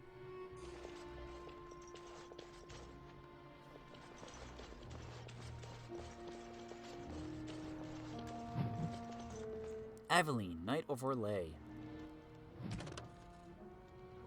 Aveline was born to an Orlesian farmer near the city of Halamshral in the early half of the Storm Age. She was a large and ugly baby, and her father had hoped for a boy. Not wanting another mouth to feed, the farmer left Aveline in the woods to die from exposure. But a traveling band of Dalish elves came upon the crying child. The elves took her into their clan and raised her as their own. They taught her archery, dueling, and survival skills. When she came of age, she was larger and stronger than most women, let alone elven women. Her adoptive parents knew that she was a fine warrior, so they encouraged her to enter a human tournament in nearby Montsimard. But women were not permitted to join the knighthood in Orlais, nor to compete in a tournament, so Aveline joined the tournament as a man. Her clan forged a suit of armor with a full helm and gave her an ironbark sword of the finest quality. Aveline entered the competition claiming to be a knight of Antiva. She refused to doff her helmet, even during the archery competition, and sure enough, Aveline bested many other knights until, in the grand melee, she came upon Caliva, a knight who served the emperor and was considered the finest in the land. Caliva was determined not to be beaten and struck swiftly and strongly. As Aveline matched each of his blows, Caliva grew even more frustrated. Finally, in desperation, he tripped Aveline and threw her to the ground. The blow knocked her helm from her head, and Caliva was shamed. He called to have the competition declared invalid, and the crowd booed and jeered. In anger, Caliva turned and slew Aveline as she lay helpless. The son of the emperor, Prince Freyan, was also present at the tourney. He too had been beaten by Aveline, but he recognized her skill and bravery and was saddened by the injustice of her death. Upon rising to the emperor's seat in 744 Storm, Freyan abolished the law that disallowed women from joining the Orlesian knighthood and posthumously knighted Aveline. Although women in the Orlesian knighthood are still a rarity today, all those who do become knights revere Sir Aveline as their patron.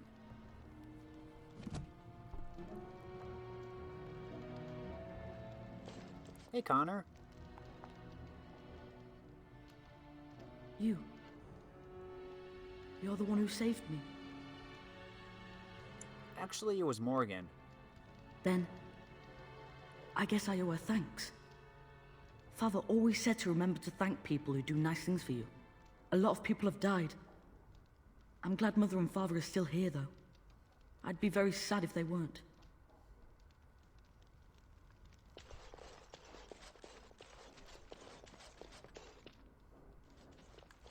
Nothing in here? Oh, book.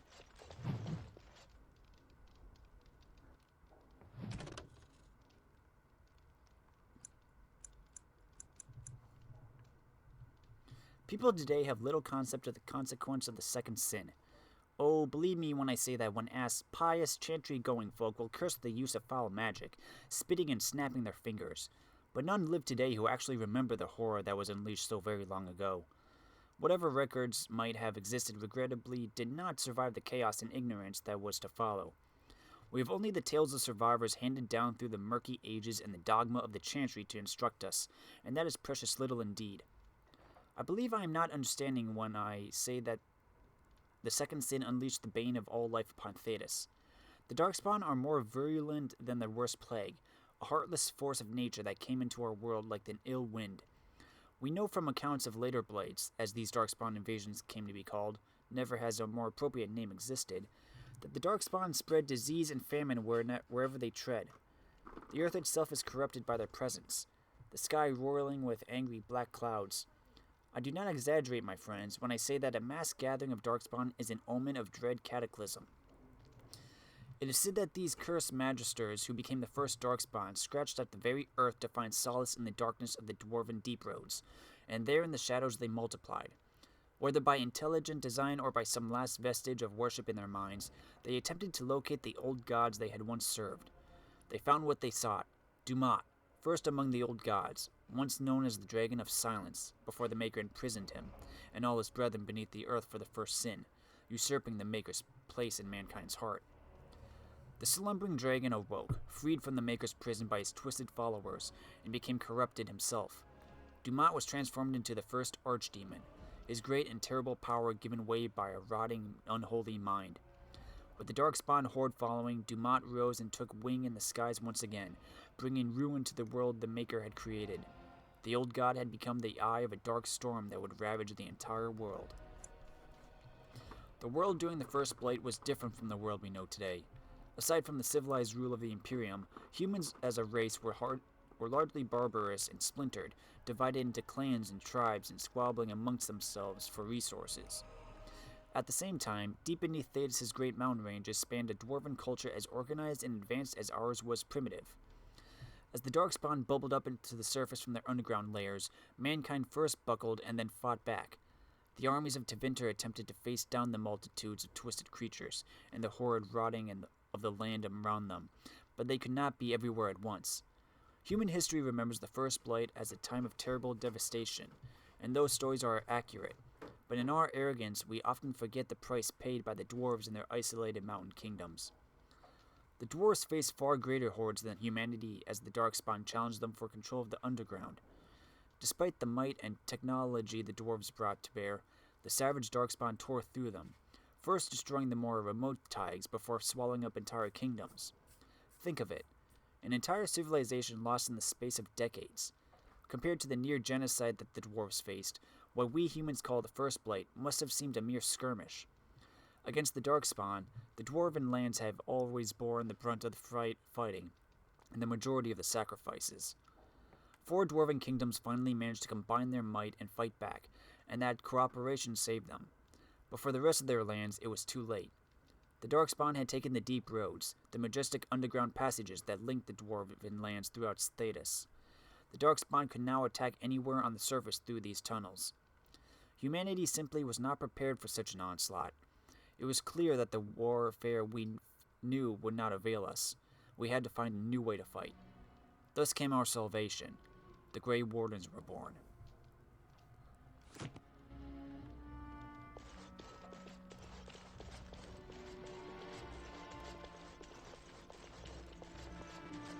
Okay. And that's everything up here now.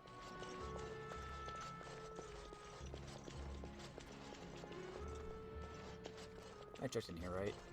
Yes, this is the vault. Use me. And I'll check this. Or did I?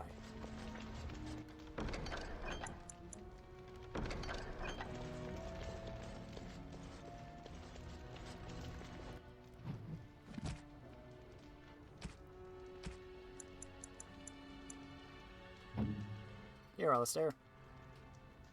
Is that for me? Really? Wow! Wow!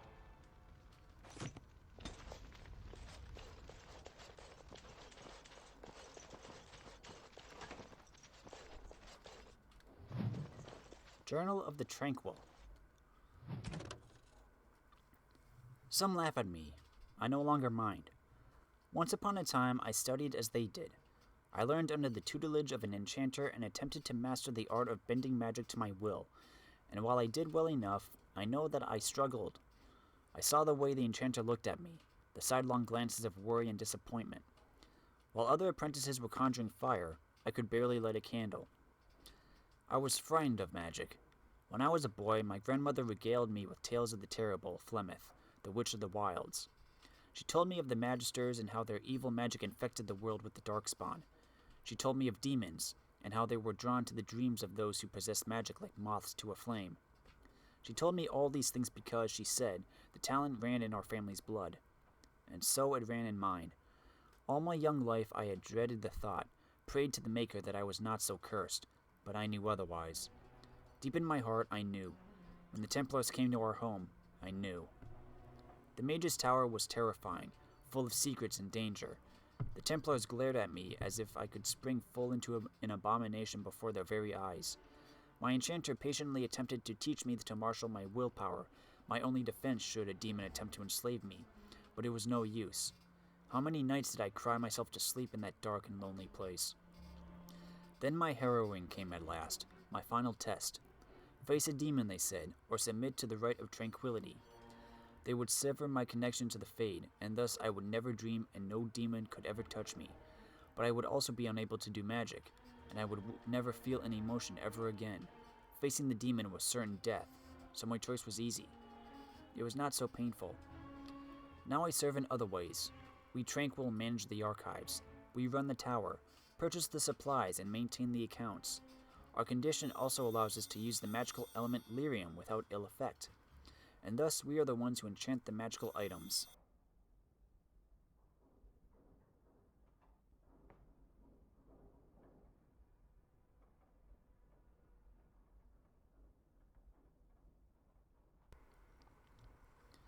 We are the merchants who sell these items to those the circle permits, and the coin from those sales provide the circle's wealth. Thus, we Tranquil are vital. The young and old may stare at me, ill at ease, but they would be worse off without me. They may think me a failure, but there is no horror for me now. I feel no fear of what I am. The shadows are merely shadows, and I am content. Aedan the Meek, Tranquil of the Circle of Magi of Starkhaven, the Free Marshes.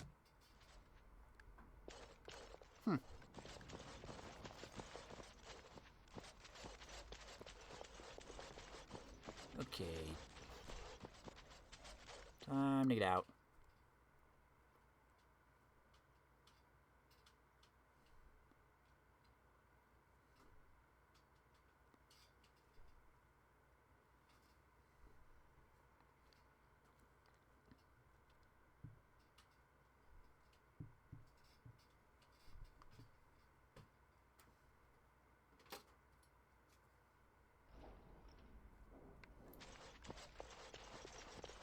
What?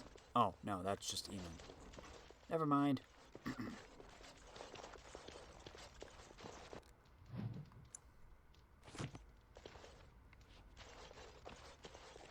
This way to the courtyard.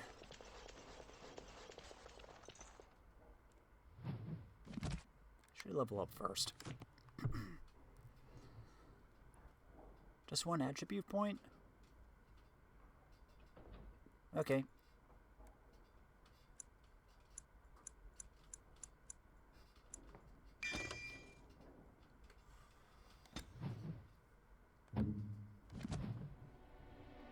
You get 3.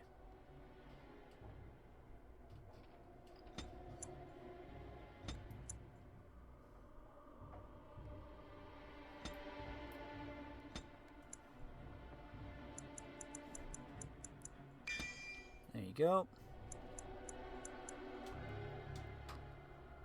The champion is so fearsome that War Cry now knocks nearby opponents off their feet unless they pass a physical resistance check.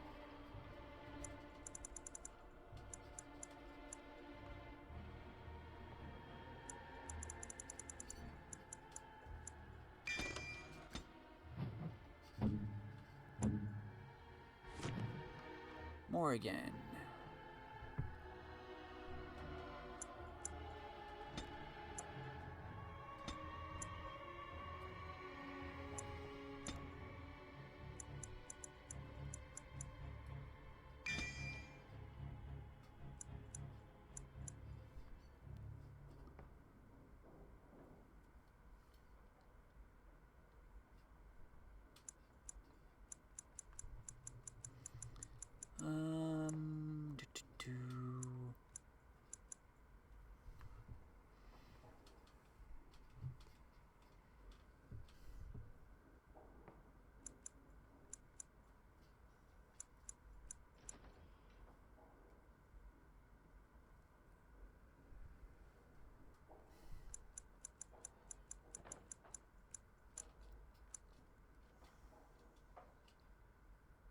same weapons.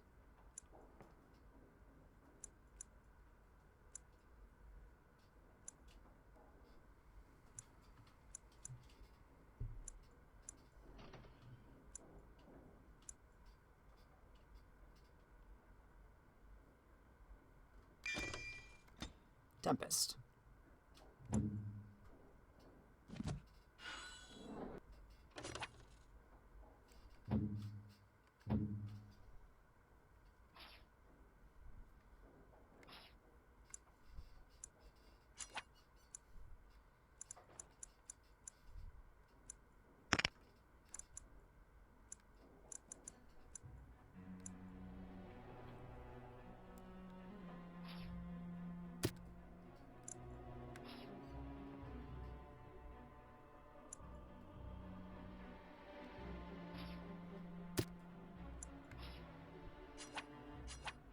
There you go. A task?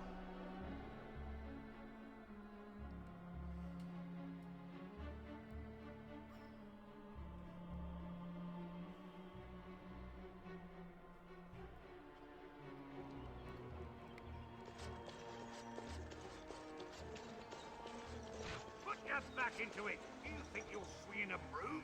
Oh, we got some Dalish people here.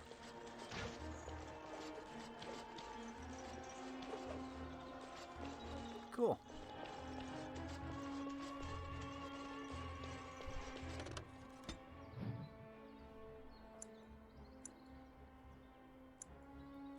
Let's see, stop at the caravan and the battlefield. I'm gonna pitch camp for tonight.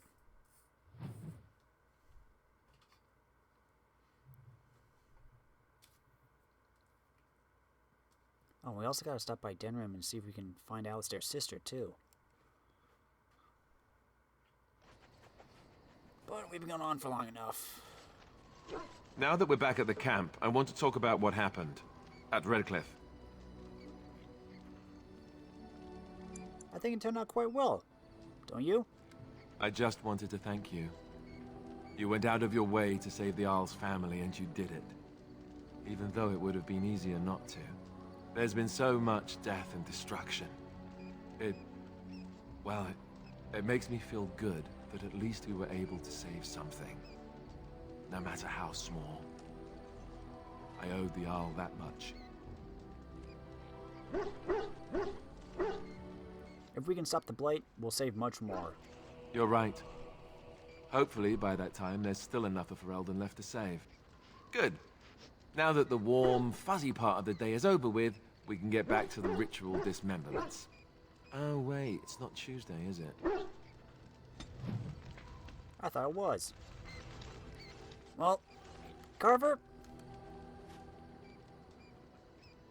Oh, this is new. Yes, it is good to have my sword at my side again. I call her Asala, the soul, my soul. She is forged from rare blue steel and has served me faithfully for many years. Yes, you understand what it is like to have a weapon that is part of you. Few others do. That was nice. Hi, Carver. How you doing, boy? Who's your good big puppy? Who's your good big puppy? Well, it's time to turn in for the night. We'll do a quick round of campsite conversations. Probably do those 2 little side quests out in the field, and then we'll head to Denrim. Maybe start the Landsmeet. Until then, if you liked this video, let me know in the comments. If you really liked it, press that cute little like button. Thanks for watching, everybody. I'm Luke Dog, and I'll see you next time.